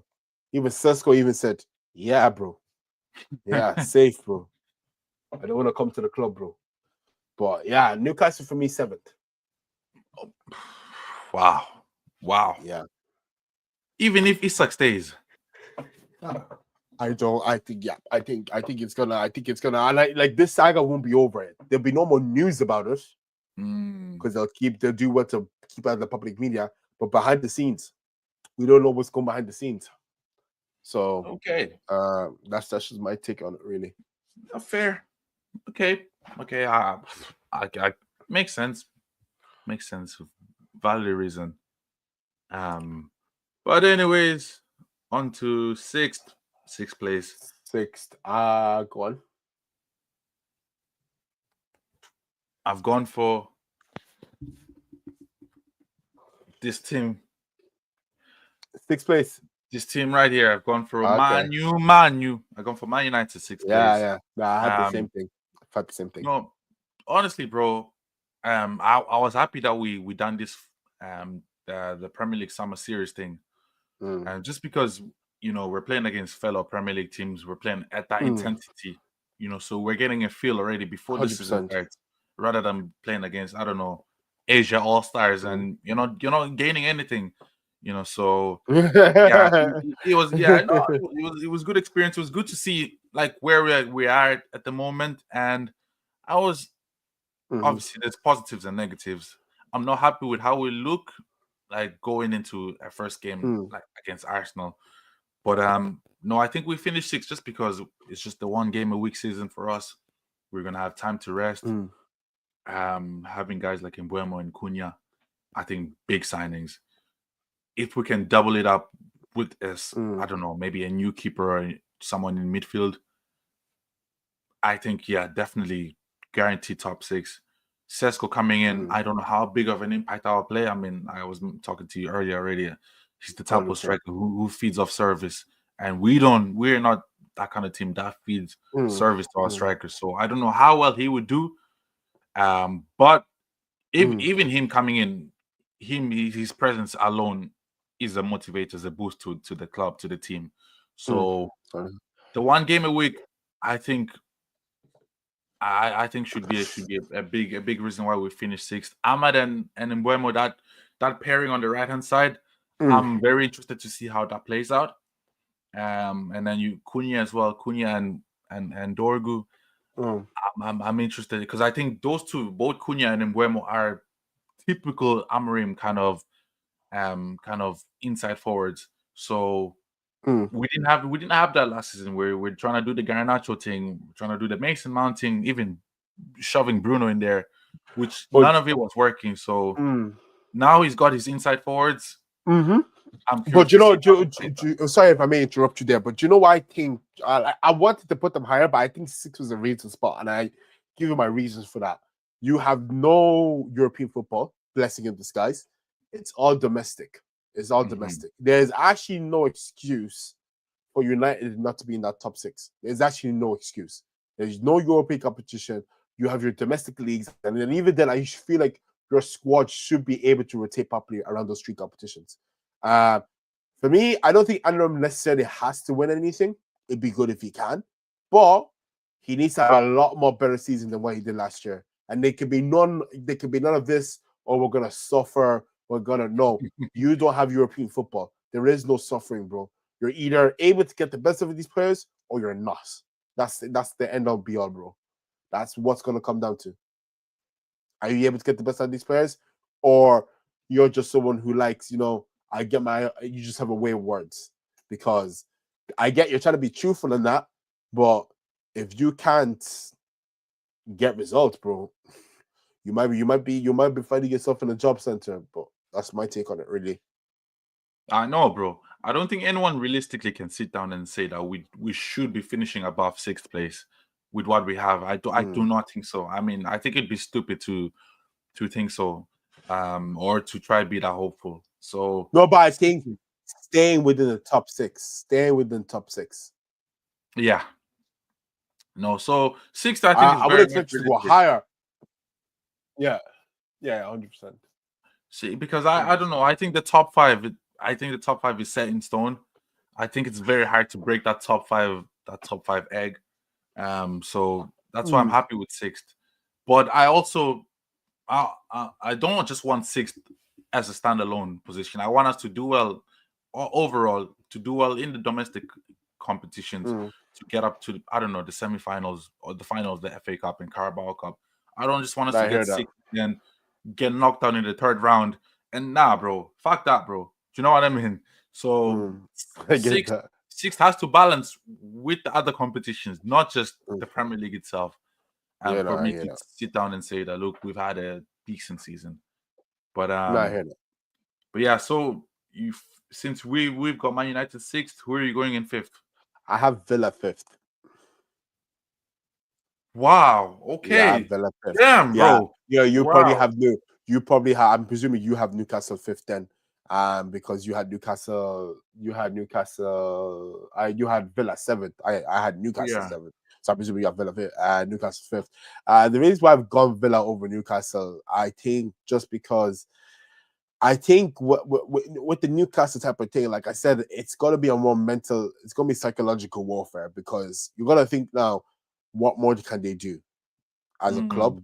Villa, for me, yes, Watkins is aging, but I just do think Unai Emery, as much as I hate the guy's been consistent. And Europa League, that's his bread and butter, bro. So he's going to know what he needs to do. He knows how to win the competition.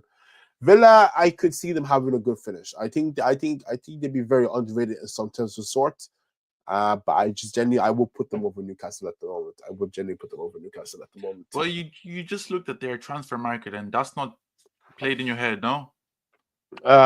Villa's Villa's transfer market. It's not the best. But like the window's still open. Newcastle, whoever they go for, is going to get rejected anyway. So is there even a point of them looking in the market at the moment? You know, they're missing so many targets. You're just wondering, is there even a point of them even like? They may as well close their transfer market. Just go into the season already, bro. Because the shit I'm seeing, bro, I've never seen anything like that in my life before. But Villa, you could argue that Newcastle have the better squad, but I do think Villa, for me, I think Europa League, I think a bit more leniency to rotate a lot more, rest up players a bit. But that's just my take on it, really. I just do think Villa will have the luxury to rotate players a lot more rather than Newcastle, because Champions League, you need to play your best players. Whereas Europa League, yes, you do need to play your best players, but if Villa dog walk the group stage, they can afford for the maybe final 2 games to rest up players. That's the way I see it. And the only reason why I would say that is just because Unai Emery knows how to win a competition. Yeah. It's his bread and butter. No, that's reasonable. That's reasonable. And league-wise, they've made things very hard. They make things very, very hard for teams. Newcastle, they can be, but I feel like once you break them down, you're gonna start scoring. That's the thing with Newcastle. Whereas Villa, very drilled-in team. Very drizzled team. Can make things very dire for you until like the 90th minute. So yeah, I can speak of experience myself. So, but yeah. No, fair. In 5th, I actually have Chelsea in 5th, bro. Oh, yeah, I got Chelsea, but Mr. Chelsea's nowhere. He's not here to witness it. But I got Chelsea in 5th. Oh, no, I know this might sound mad, but my thing with Chelsea is just that there's just too many chefs in the kitchen, bro. Too many chefs in the kitchen. Chelsea 5th, you know. Yeah, too many chefs in the kitchen for my liking, bro. Too many. You know, I hear where you're coming from. I hear where you're coming from, though. I mean, they won the Club World Cup. Fair play to them, but I think the expectation now from the fans has gone up. The fans are expecting them to challenge for the league and the Champions League. And I just think that they're just gonna fall short, bro. Both sides, they're gonna fall short in the Champions League and in the league. That pressure will get to them, just the way it did get to them last season, where they were trying to get back out of the title race chat, and it caught up to them. So I think, don't get me wrong, they got Delap, Esteval, Joao Pedro, and all these guys, but I don't see one of them. I don't know. I don't see who's gonna be the main man in that team. If you get what I mean. Jackson's there, Neto's there, but I don't see who's gonna be the main man. Who's gonna be like outside of Cole Palmer? I don't know who's gonna take the reins away from Cole Palmer and help him out when things are tough, when things go sideways. So, like I said, too many chefs in the kitchen, bro. Too many chefs in the kitchen, bro. The orders are not getting delivered out quickly, bro. Too many chefs, all trying to cook up the same meal, bro. So, yeah, that's why I got Chelsea in fifth. But we just have to wait and see, though. Hey, your top 4 prediction is mad, you know. That means your top 4 is crazy. Oh my lord. Okay. Wait, who are we on? Is it 5th, is it? It's 5th, yeah, we're on 5th. Oh, I said Villa. Yeah, I said Villa. I think you said Villa. Oh, you said Villa for. Oh, 6. Okay. No, 6. We were the same. I had United. Yeah. Okay. So you said you. Oh, all right. So in that case, we're gonna go for 4th from your side then. Who you got for 4th? I have Chelsea in 4th. I think. Okay. I think. You know. I think with the Club World Cup, I think Maresca finally has his 11. I think he has his 6 or 7 nailed. But you know, but now that you said your point, bro, I low-key kind of agree with it though. I low-key kind of like there's too many man that could do so many things in that squad, man. Too many man, too many man. There's too many man in that squad, bro. But look, I have him 4th. And I feel like that's the standard for that man. I think that's the standard for that team. I think top 4 finish is the standard. They're back in Champions League after a while. So they'll be excited. But I think Maresca now, he's settled in now. I think he can go on from here and compete now. That's what I think with Chelsea anyways, especially after winning the Club World Cup. Be a PSG side who've been unflawed no that team. But I did say Maresca set it up right. They could cause problems, and which they did. Chelsea 4th. That's my take. I don't think there's much more I can say. Now I think Maresca, I think that's standard. I think they should be hitting top 4. It'd be kind of disappointing if they didn't, but that's just my take on it, really. No, fair. I guess so. You and I is just Well, no. You had Villa in 5th. Villa, yeah. My bad. But I guess in reply to Hayes' question, yeah, I got Newcastle top 4. I got Newcastle in 4th. It depends who they go for, because if they get Wisa, if they get Wisa, I don't think that's a bad replacement. Because Wisa, no, obviously Isak is a more prolific striker, but the striker they would have to go for is Wisa. You don't go for Nicholas Jackson. I know they're linked to Nicholas Jackson, but don't go for Nicholas Jackson. No, it'd be stupid to go for Jackson. Don't do that. Don't do that. I think that'd be very stupid to go for Jackson. My personal opinion, like the thing that you were talking about, the Liverpool thing, I think based on that, Isak is going to stay because Liverpool won't push hard enough to get him, just because they already have a striker. So Isak will stay. He's going to do the Harry Kane thing. You know, Harry Kane was trying to push the Man City move and then throwing his toys out the pram. And then the move didn't happen, and he just came and mashed work and deep the next season. I think that's what Isak is on. He's just gonna come back, mash work. The fans will forget, and then next season he's out the door. So, I think that's what's gonna happen. Liverpool, yeah, he threw his toys at the pram at the wrong time, Isak. So, had he thrown it just a couple of weeks earlier, but like you know, I say, yeah, I won't say if I told you toy at pram. Whoever his agent is has to get fired, bro. Oh, for sure. Because you knew you wanted this move. Why did you wait for Arsenal? Why did you wait for Liverpool for them to get your targets and then come up, bro? Facts. It's like liking this thing, bro. Liking this thing, and you're clearly feeling each other, and you're like, oh, like, you're not confident in yourself, and you don't move. Then you see next man just come and sweep her like that, bro. Caught lacking, bro. Caught lacking, bro. You can't. Exactly, bro. That's what Isaac did, bro. Exactly. He had two girl interested in him. They said, it's all right. They know my thing. Bro. They don't care. Doesn't matter if they know your thing or not, bro. Go and secure the girl. Trust me, bro. Trust me. Trying to play the long game, bro. Trying to do the best thing, bro. The long game never works, bro. Too many touches, bro. Too much jinky, bro. Yeah, just pressing the X button all the time, bro. Just put it in the net. Just put it in, bro. Put it in there, bro. Just put it in, bro. No, that's exactly it, bro. I don't know what the agent was playing at, bro. My head would be on Mars, bro. My head would be on Mars. Too safe, bro. So if they can keep Isak, bro, I think they have top 3 best midfield in the league already. They still have the same core. They brought Elanga in as well. Yeah, I don't know how much of an impact Elanga will bring.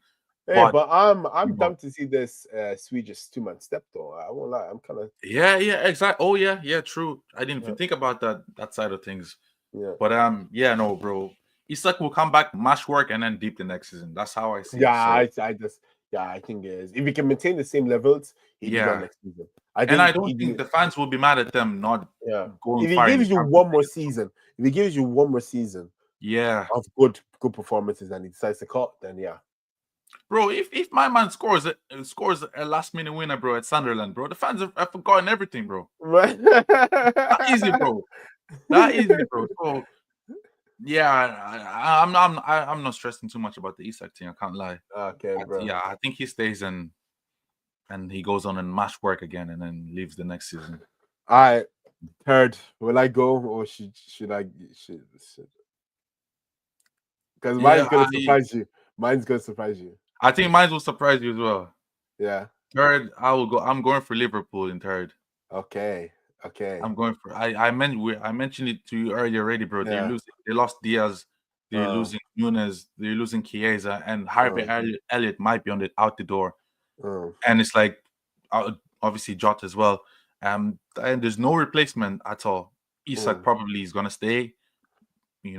So it's like who's out there to reinforce? Who's out there to fight for the other places?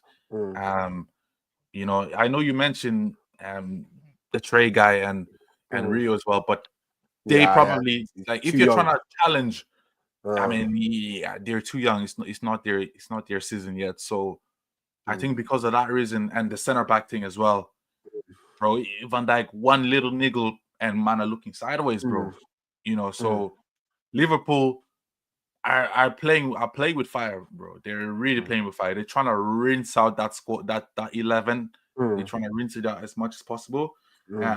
Wirtz, I like Wirtz as a player, but I still don't understand what the project is, what they're trying to do with Wirtz in the team, because they had a really good core of Szoboszlai, McAllister, and Gravenberch. So I don't know what they're trying to do with the Wirtz thing. I'm curious to see. But with the outgoings they have, bro, Diaz and Nunes, I mean, no replacement as well. Ekitike as well. I don't know how good of a season he's gonna have, bro. I genuinely don't think he's gonna have that great season. I don't think he's gonna mash work like that. I think he's gonna be okay, but I don't think he's gonna mash work, bro. So that's why I have Liverpool in third, to be honest. Cool. All right. Hey, I'm gonna be honest, man. I thought long and hard about this. Before I say this, I'm not clickbaiting.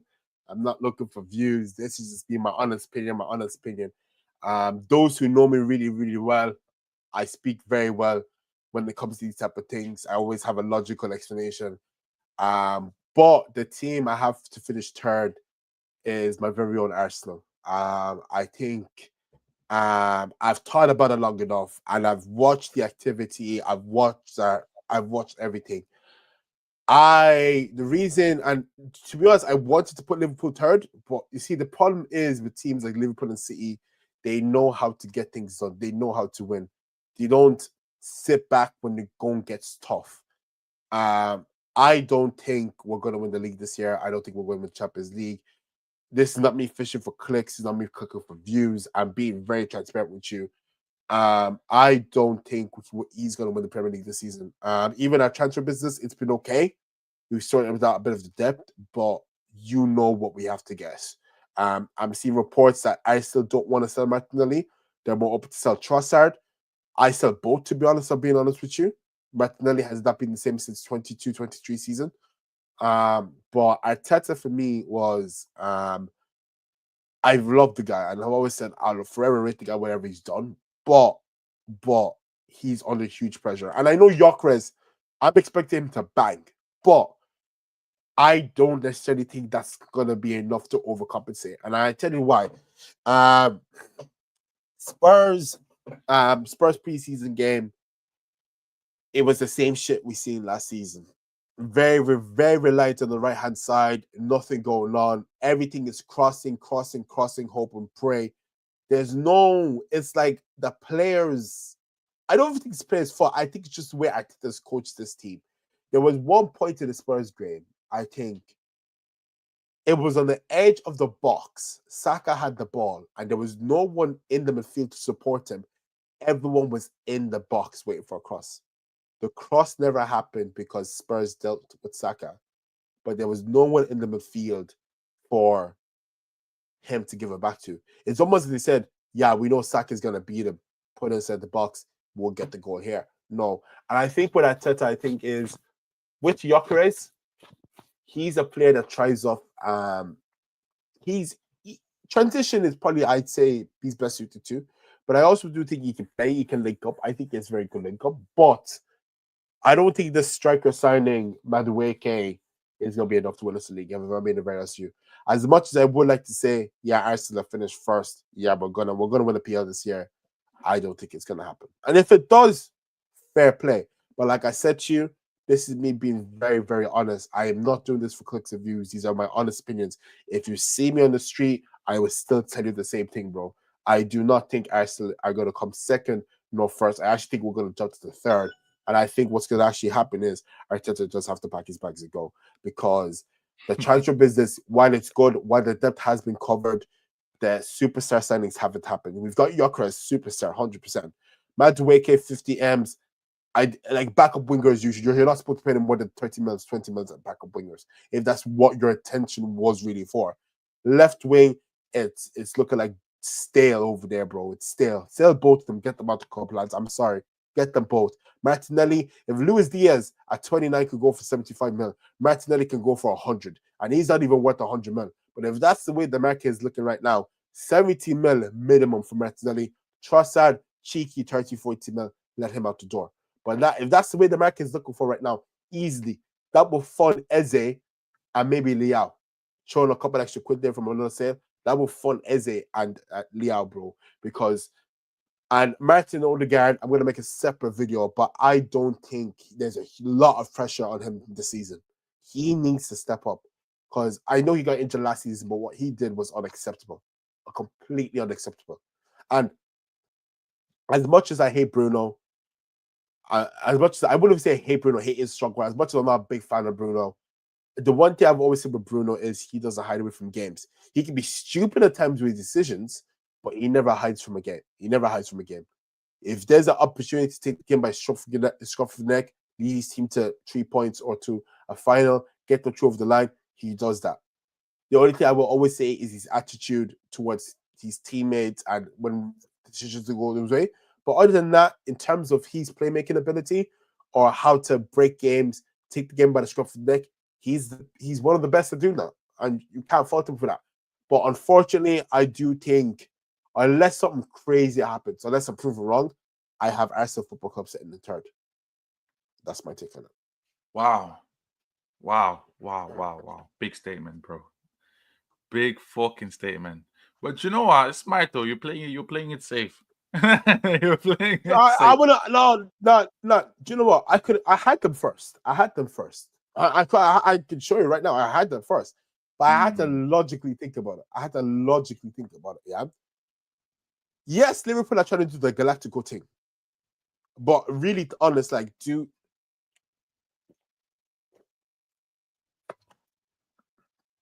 do we think they're actually going to come third? I don't think so. The thing with Liverpool is it doesn't matter who gets injured because there's so much passion, there's so much hunger to win a trophy, bring something back. Those players would die for the badge. Man City, Pep is a freak, so I don't want to get into that, bro. Pep is a freak, so I don't want to, bro. If you fuck up, bro, and Pep don't pay you for 5 games straight, bro, get your agent, sort a new contract to a new club, bro. That's the only way I can. That's the only way I can put it to you that way. I wouldn't necessarily say they don't have players that would die for the badge, but I don't feel like they have the same passion as hunger as the other two. We've seen City do the impossible. We've seen Liverpool break records and do the impossible. Bro, it has to be another team to lose for Arsenal to think, oh yeah, we've done it, bro. I don't want that. Why can't we have the mentality we do it ourselves? We don't have the mentality to do ourselves. There's always relying on some other. It's always like a butterfly effect for Arsenal. It's never like, yeah, we did this, guys. This was all us. No. City and Liverpool have that mentality. Arsenal don't. And like I said, this will be Arteta's last season. This will be his last season. And like I said, I'm looking you dead in the eyes, guys. This is not for clickbait and views. I'm looking you. I'm telling you as a man, as someone who supported this club all my life since birth. Since birth. I'm telling you right now, this club will finish third. There's no doubt about it. I just, like, as much as I want to say second, but I think it even pissed me off more of it if we finish second again. Because, sure, It's going to be one game. It's going to be one game where we play Havertz again in centre mid, or we play someone out of position and we lose the game. But I'm being honest with you. This is no hate. And people can say, you're fish for clicks, you don't support the club. I'm someone who's looked at this from a logical point of view. Sometimes in life, you have to sit back and look at things from the bigger picture. And I love Arteta, but I don't think he's going to be the man. I don't think he's going to be the man. I said this 2 seasons ago. I said it last season, and I'm saying it now. I don't think we're going to win the Prem. And it hurts me to say that because, as you can see, I'm rocking the new kit. I'm proud. I'm proud to support my club. The 3rd kit came out. I'm buying that as well. I'm proud to support my club. I've supported them through thick and thin. But unlike me, some fans are getting tired, and I'm one of them. I'm tired. I can't lie though. I get what you're saying, bro, and I think I agree with you in the sense that it's either for me, it's either you finish first or it doesn't matter, bro. Really, no. I think it's been we know we can finish second. So yeah, exactly. Like, so what's the point? So it's first to nothing. Yeah. No, I hear that. I can't argue with that, bro. I can't argue. I think it's first to nothing as well. I think this is do or die for him. If Arteta does not win the league. Please, exactly. I'm sorry for cutting you off. Please, an FA Cup or a Carabao Cup will not save this man's job. Please. If that's your standard, stop supporting this club. Stop supporting. We have 14 FA Cups. I've seen about 6 of them, maybe 7 of them in my lifetime, bro. We don't need another FA Cup, bro. If you think an FA Cup or a Carabao Cup helps this man stays at the club, no. If this guy goes another season, he spent over $1 billion. And what's he got to show for it? Yeah, facts.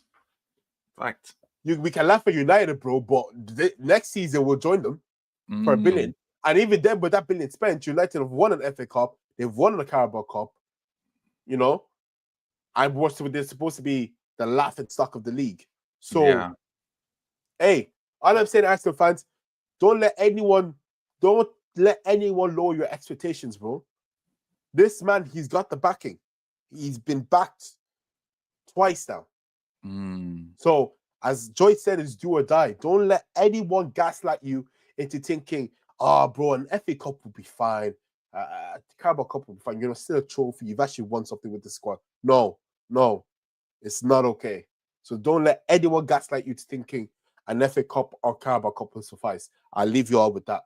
But yeah. Mic drop. Yeah. She got a bit serious, bro. Yeah, man, that's just my honest take on it, bro. I can't believe that's just my honest. Hey, I had to let you cook there, bro. I had to let you cook there. I can't lie. No, bro, I cannot disagree. I couldn't agree more with everything that you said there. I have them finishing. I'm a bit more optimistic. I have you guys finishing in second, just because of other signings. Because you brought in the number 9 as well. I think the number 9 was massively Yeah, needed. 100%. But I don't think it's the final piece of the puzzle.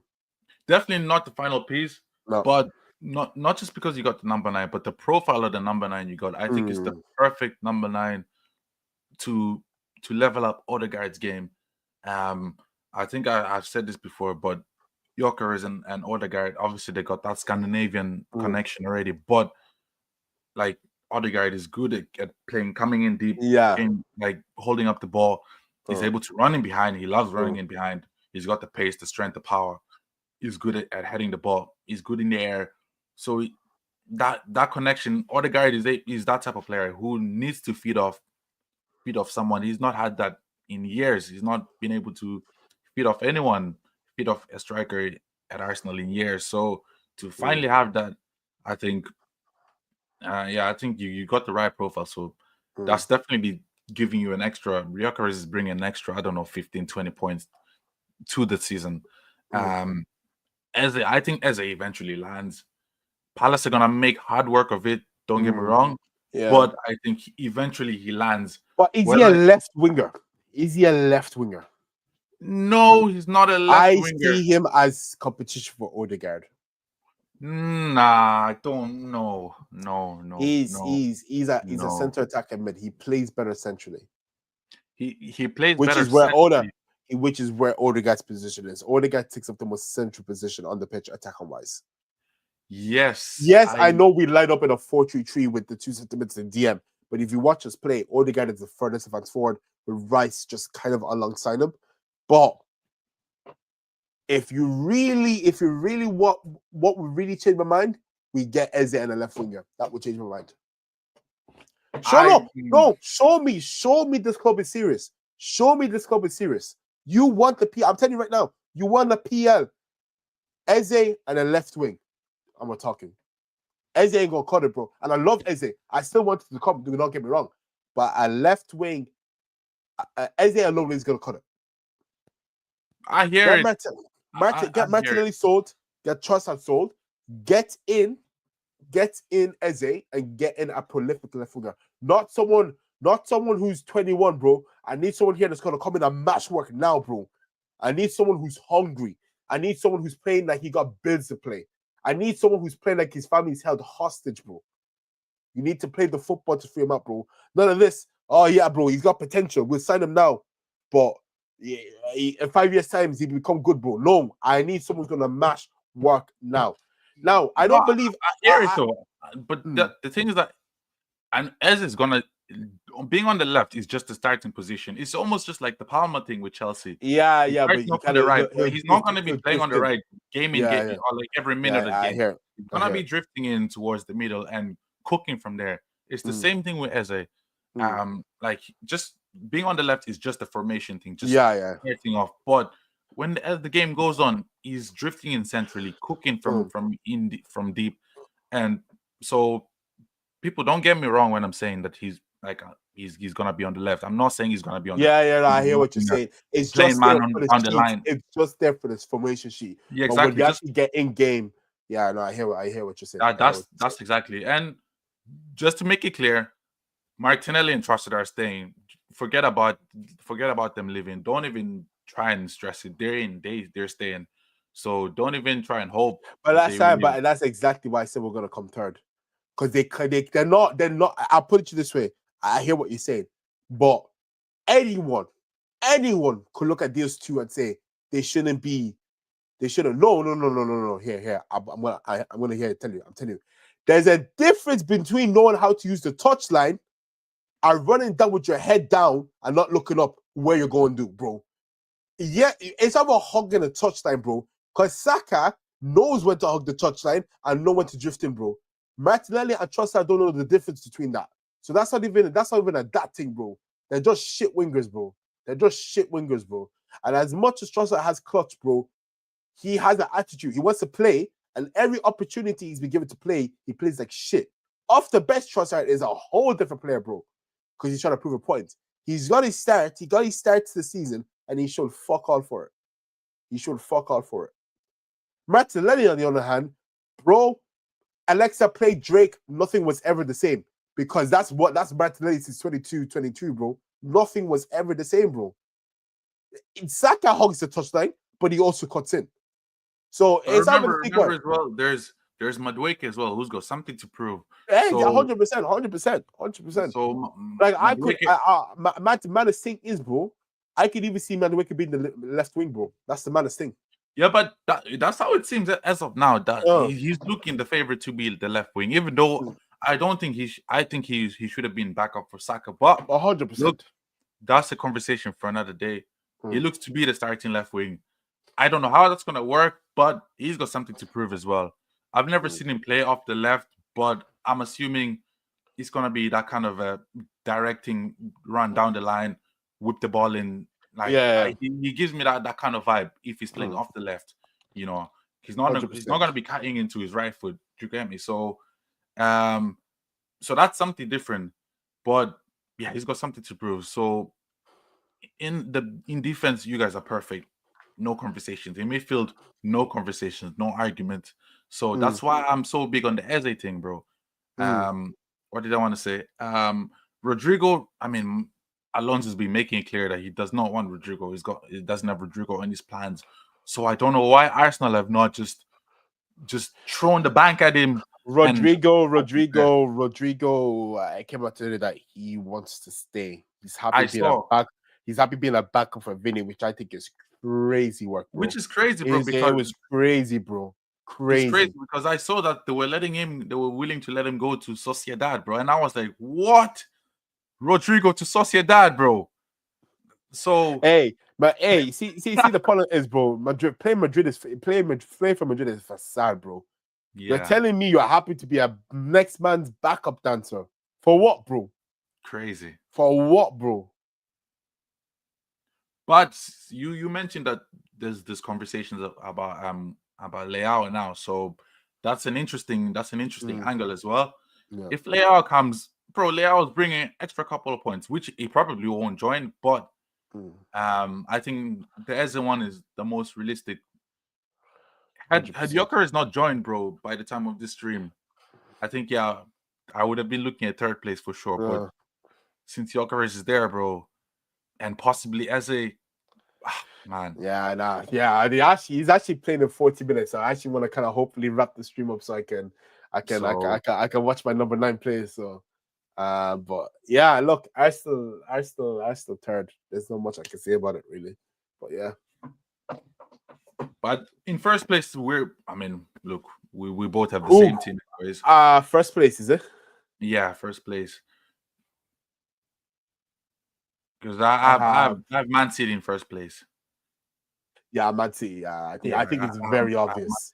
I think it's very, very, very, very obvious. They're not joking. Liverpool was my second place. It was quite obvious because for those who didn't, I said Liverpool will be my second place. I just think they're much hungry. I kind of give it away with the other two segments when I was talking about Arsenal. But Liverpool, they could finish third. They actually could, and I don't see that not happening. But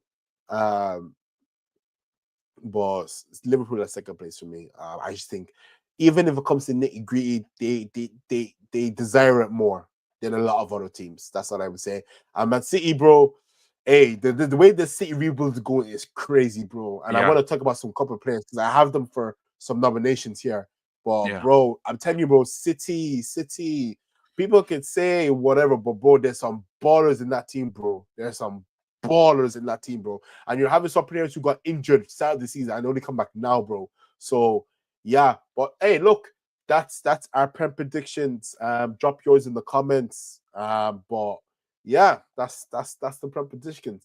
But okay, my favorite time, because this is where I kind of had a bit of a howler last year. But we won't talk about that. All right, so onto the awards, onto our awards. Hey, top goal scorer, Joyce, talk to me. Top goal scorer is the same as player of the season for me. So what do you have? I have Haaland, bro. I think Man City, best team in the land, champions. next season. So who better than to give it to possibly the best player in the team? So he's gonna be my top scorer and my player this season. I think.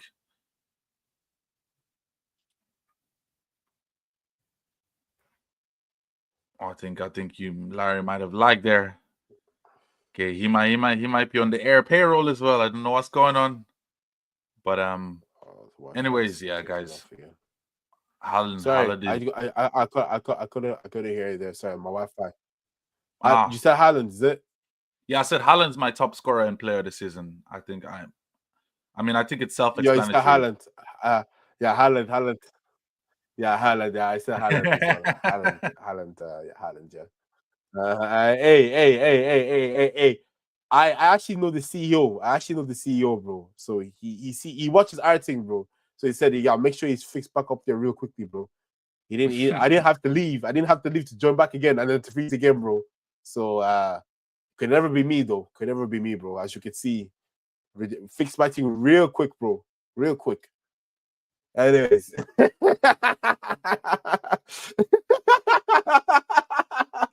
Hey, bro. Hey, look. Hey. Bro, it might be the house, bro. It might not even be the Wi-Fi, bro. It might be the house, bro. Maybe the house is not just supporting your diabolical takes, bro. We've been saved. Our ears have been saved, bro. That's I think that's what Air's trying to tell us, bro, that our ears were saved. You probably had Chelsea to finish first, was it? Bro, what can I say, bro? I do. It's what I do, bro. It's what I do. All right. So, okay. Top scorer, bro. Who you got? Top scorer, I have Haaland. Same as you. Haaland. Okay, so is he your player of the season as well? Yeah. Oh, okay. Yeah. Perfect. Yeah. That was right. Okay, so, sweet. Yeah. So, top assister. Oh, I did not think about that actually. Oh shit. I have two. Okay. Who do you have? I have Palmer or Saka. Richie actually opened my eyes to this a while back when we were arguing about Cole Palmer. I think he was like second in chances most created, but like obviously you can say that, but if your strikers aren't scoring, but we all knew who the striker was, Nicholas Jackson. Yeah. Probably one of the I wouldn't say one of the worst finishers, but probably not the best finisher on that you could get in a football team. But if Palmer can replicate that form he was on by assisting, and I know he wants goals more, but he was low-key cooking with the chance created. So I think if he can find that form again, you know, he could be top assister. Saka, he was on course, but I would die in the hill. Saka would have broken the assist record if he did not get that hammy injury. 100%. 100%. Bro was in double digits before the end of December, bro. He was on course to break that assist record. But I have those two. All right. No, do you know what? The Saka one I can back. I can back just because of that guy that you got. That crazy guy. But no, I'm gonna go crazy. I'm gonna put Bruno in there. Just Bruno, spam merchant, bro. Just spamming his way to the assist record, bro. Hey, bro. Do you know what? If this Cisco deal comes going up, yeah, you see them 40-yard long ball, your 40-yard passes that Bruno's always playing, bro. Bro, you man are gonna have the craziest U-turn, bro.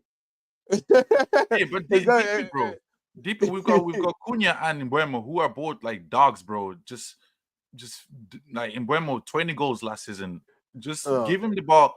So I'm putting my money on Bruno, bro. Just spam it, bro. Bruno got to imagine. Just spam it, bro.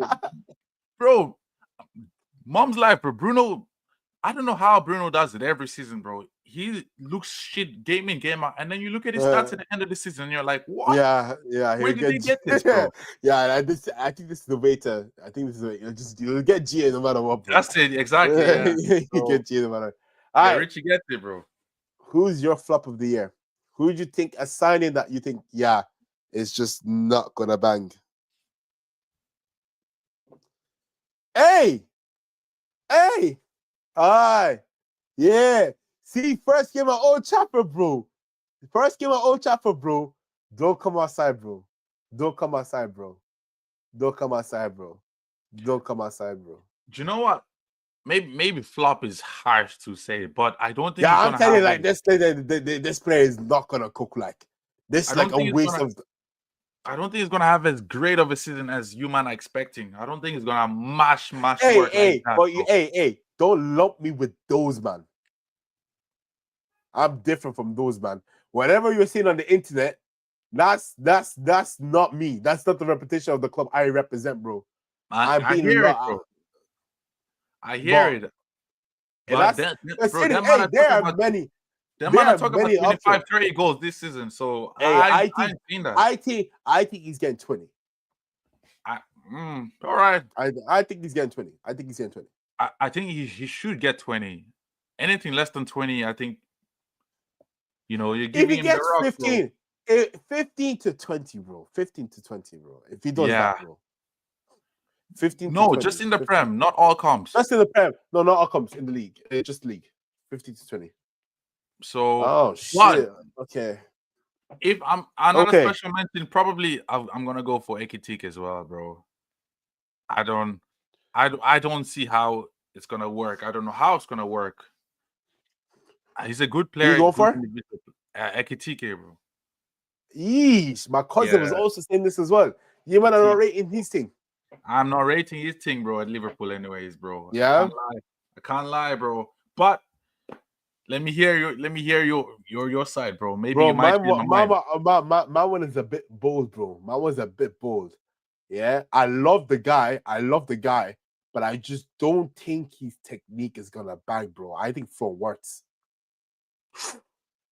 Okay. Bro, and like this might sound crazy, bro. Yeah. I don't. First of all, I don't think he's 120 million in the first place. I think max 80, 90, 120 million is, bro. This guy better be Liverpool's Kevin De Bruyne, bro. Because I don't see that in him. I don't see that in him. I don't see him as this. Creative Bombasso, he's gonna be doing KDB type shit. He's a shadow striker for me. Like I do think he'll come good, but I think for what Liverpool players are trying to make him out to be, because they've spent this 120 mil price tag on him, I think you're in for a nasty surprise, bro. I don't think he's gonna be. I don't think he's gonna be like out of this world. I think he'd be good. Yeah. But I don't think he's going to be what people were expecting to be.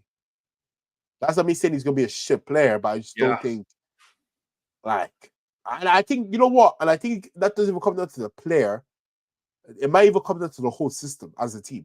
That's what I've been saying, bro. Eric, that's what I've been saying this whole stream. I just think the system might not suit his characteristics. That's exactly what I've been saying this stream, bro. I don't know, like, if what the project is, for him. Did they sign him for a false nine? Did they sign him to play on the left? Did they sign him to play behind the nine? I don't understand what the actual project is, so it's gonna be very interesting. And so yeah, he's probably not gonna be shit, but he might just not hit the 120 million 120 million price tag performances. And nah, Richie, bro, it's not even about Slot, bro. It's not about Slot as a manager. It's just about Verts as a player. Like, does he suit what Slot is looking for? Does he like is there a link there? That's the question I have. Is Slot able to instill what he wants to instill with Verts as the main man? Is the big question. Because we saw how he cooked last season. Last season he went for the trusted Diaz, Salah, Jota, and then the midfield three every week, and he was pulling up. I think people forget. Yeah, Slot. Yeah, great. Slot did what he did. But people need to remember, he inherited that team. It wasn't his team. Now that's not me taking away from Slot from credit at all. I think he did very well. Came in, won it on his first season. But the reason why I'm with Joyce on this whole signing team, yes, they need to buy replacements. You have Frimpong, who's a very, he can defend, but he's okay. He's more of a wing back, right wing, and you know what I think? I think him. I would say they were clash, but he's very attacking, and like he can defend, but he's very attacking. Kirk's balance, okay. McAllister, Gravenberch, I think Szoboszlai, I think he will lose his place, or he might rotate, depending who's more suited between McAllister or Szoboszlai, depending, because I think Wirtz is a mainstay. You can't have your marquee signing on the bench. That just won't happen. Wirtz has looked good, don't get me wrong, but my take is where it's gonna be different, because I feel like a lot of people will have adapted to Slot's tactics. And I do think, I don't think it's really underrated, because if anything, we're going off proven facts that you just can't bring a Galactico team out of nowhere expected to bank. Then we've seen many examples of this. I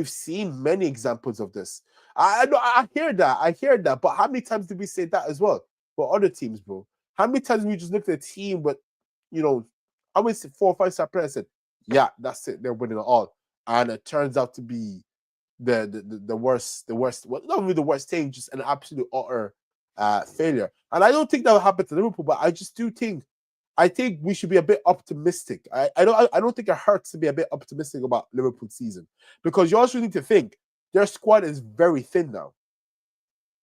Like, all it takes is one injury. As Josh was saying, he's still saying that like Liverpool still need to invest in a one more attacker, because an injury I'm saying it, bro, an injury to attacker, midfielder, or defender especially, bro, Liverpool. I'm just saying, bro. I that's why I don't really understand the urgency to bring Isak in when you have Ekitike. Like, I just really don't feel that it's not wrong to look at it in a different side of things. Yeah, yes, I don't think neither of us are underrating Slot. I just think it's not a bad thing to have a good manager and a good player just not working out. There's no crime in that. It happens. We've seen it happen before, and that's just how I see it with this situation. If that's why I'm big on the Ekitike thing, bro. I don't know what the game plan is. I don't know how it's gonna work. Ekitike is a very good player individually, but I don't know, bro. No, I did see this yesterday. To be fair, he actually was good off the left. Yeah, but this is what we were talking about, Larry, earlier. Like, if you're gonna sign the striker for 95 million to play him on the left, I mean, come on. Yeah, like I agree with you, because you could have gotten more. You could have just solely gotten a pure left winger. You could have for less, bro. If we're really like Richie, he was good. Do not get me wrong, but if he's gonna play the left all season, bro, yes, versatility, but bro, like, you could have maybe gone out there, gone a pure left winger. And this is not me hating on Ekitike. Like, I don't know how he's gonna do. Joyce think he's gonna be his personal flop of the season, but we just see, man. We just see. Oh, you're saying more inside forward? Are you okay? So are you saying on a more inside forward type of thing, or what are you saying, Richie? 2 10s and a striker, or what's the story? Because I don't see, this is where the fullbacks are gonna be wingers. I link you, man. Okay, perfect. Okay. That's cool. All right, we'll get back to that. We'll get back to that. Okay, so you're saying I'm saying Wirtz, you're saying Ekitike. Yeah, okay. Like, Wirtz for me is a shout. I could be proven wrong very quickly, but it's just, for me, it's just kind of more, I want to see how it works first. I want to see how it works, because like, there's killers in that team, but we know what happens when you have too many killers on that team. Everyone gets kind of hungry. So we'll just see what goes on. All right. Surprise player of the season, a player that's not talked about enough, but you think will genuinely surprise you. Surprise player this season. Do you know what?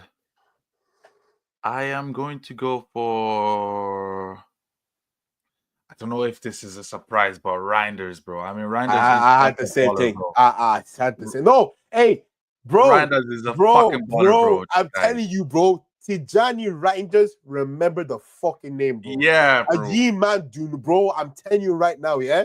Ye man, wherever debates you want to make by the end of the season, just know Tijani Reinders is going to be number one at all of them, bro.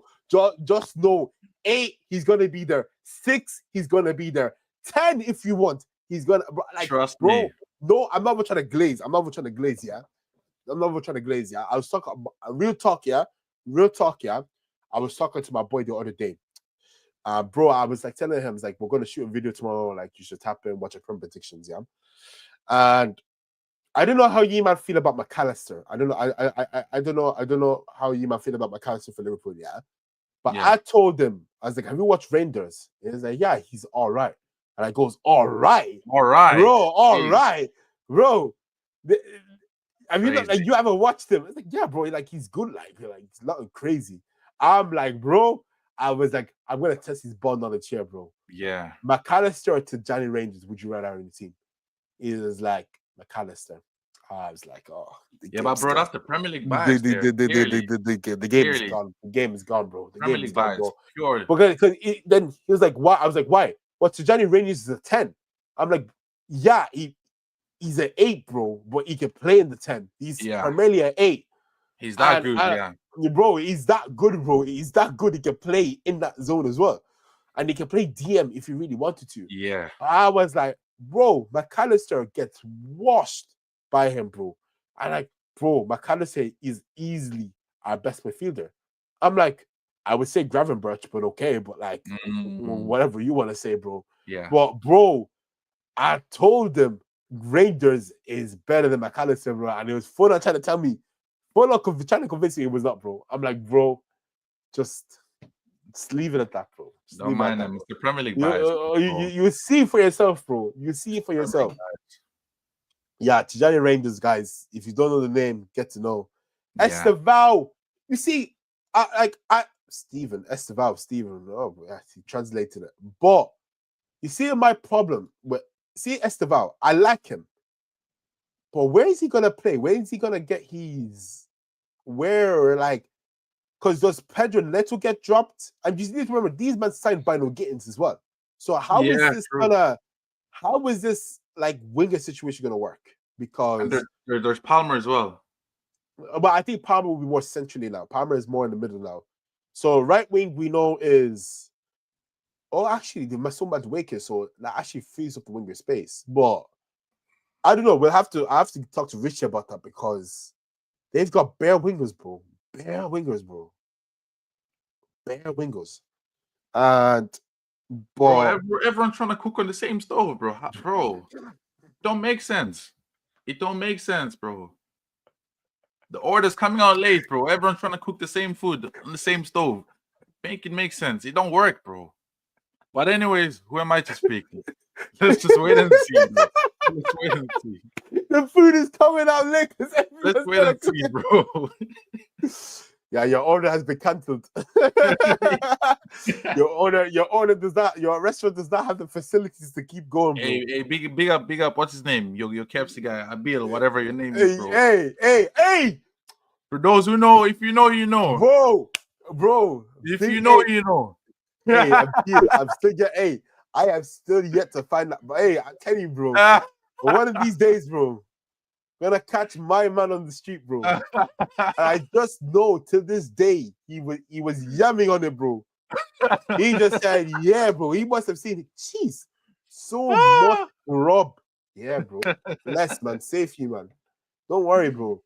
Revenge has no expiry date, bro. Just remember that, bro. Trust me, bro. All right, to end it off, Joyce, you're going to be your manager of the season? Oh, whoa! Before manager of the season, who's your young player of the year? Shit, I actually forgot this. Under 21s. Who's under 21 that I can put? Trying to think. Under 21. You know what? I'm gonna be a bit biased here, though. I'm gonna be a bit biased. I'm gonna say. I'm trying to think now. I'm not putting anyone from Chelsea, bro. It's hard. This one is fair hard, bro. I can't lie. If he gets the minutes he's supposed to, Ethan Wanyeri. Yeah, I was right. I was between. Well. I want to put Lewis Skelly, but he's gotten his minutes, so I kind of know what to expect from him. Yeah, Ethan Wanyeri, he hasn't got his proper debut yet. He hasn't played a full game yet for us. If he gets his minutes this season, yeah. I was thinking that if Arteta can trust him, can show trust in him, bro. He should. Odegaard, all I'm saying, bro, there should be no holds barred. I know he's the captain, but bro, give that ball to Wanyeri and let him cook. Let him cook, bro. Because that's exactly what he's gonna do for you, bro. I saw what's his name. I was looking through the list and I saw that Savinho was born in 2004. So I think he fits under that category. So that's why Savinho for Man City. So that's why I went ahead with him, just because he's gonna get more game time. He's gonna get shown more love this season, and I expect him to be better in terms of end product and goal output GA. So I have him as my young player of the year. But Nwaneri, bro, I think if he's showing the love he deserves, that's his award. Easy, bro. Cooked. 100%. 100%. All right. Coach of the season. Who are we going for? I mean, I don't know. Nowadays it seems like who won coach of the season last year by any chance? Well, it was Slot, okay. Because it seems like it's either you have to win the league or have a mad season. So we went for Pep to win the league. So I had Pep manager of the year just because he's winning the league. No other reason, to be honest. But if I'm gonna go just purely on someone having a mad season, I might probably Ruben. Yeah, no, Amorim. I don't think finishing sixth. But hey, if you do a domestic double, I mean, yeah, I don't see why not. I don't see why not. I don't know if it counts. If it counts in terms of the Premier League, to be honest with you. So yeah, I'm just gonna go safe and go Pep. To be honest, I think that's the safe choice. I don't know. Are you any different or you on the same boat, bro? I don't want to do this. I actually don't. Okay. I have two. Talk to me. Yeah. Do you know what? I kind of I feel like unless the manager does a mat in the season. Yeah, exactly. There's actually I had Pep. But I was actually I think a manager who I maybe would have had is Ruben. I was actually thinking of putting Ruben for our manager of the season. I think if we could get away with the FA Cup, finish top 5, even Carabao FA Cup, I would take that as a really good season, bro. No, definitely, bro. That's what I was thinking as well. But I don't think they're gonna take that into consideration, like domestic competitions. But with the money Pep and Slots, they be expected to win the league, bro. I know. That was just kind of my outside. That was just kind of my outside the box type of my type of thinking, bro. You know, give credit to a team that, you know, went through a rough patch, you know, really brought it back this season. That would have been my pick, really. We gotta wait and see. We gotta wait and see. But yeah. All right. That wraps it up, bro. That wraps it up for today, bro. We've gotten our Prem predictions out the way. We've had our 20 locked in. Richie, RIP, unfortunately. Gone but never forgotten. Unfortunately, he took a Jet 2 holiday. He's gone looking for the CEO of Air. But hey, ye lot, we're back now. The season's back in full effect. So the boys, we've had a bit of switching around, so I won't be as around as much this year. I'm going into my final year for college, so FYP and that there. Joyce, he's just graduated, so he knows the struggle I'm about to face. So if you don't see my face in here a lot, don't be too worried. I'm sure the boys will keep you entertained. However, if I'm here a lot more than the boys, conversations will be need to be had for my contract, you know, overperforming and that. But other than that, the boys that keep you entertained. Obviously, we'll have our main watch along host Hayes. He'll be here with us. Never let us down. We'll have a few of the boys. FPL. Before we leave, the FPL is a backup. I will make a separate post for this, but the FPL is back up. So I'm gonna update it. The code, I'll copy that, put it into the chat.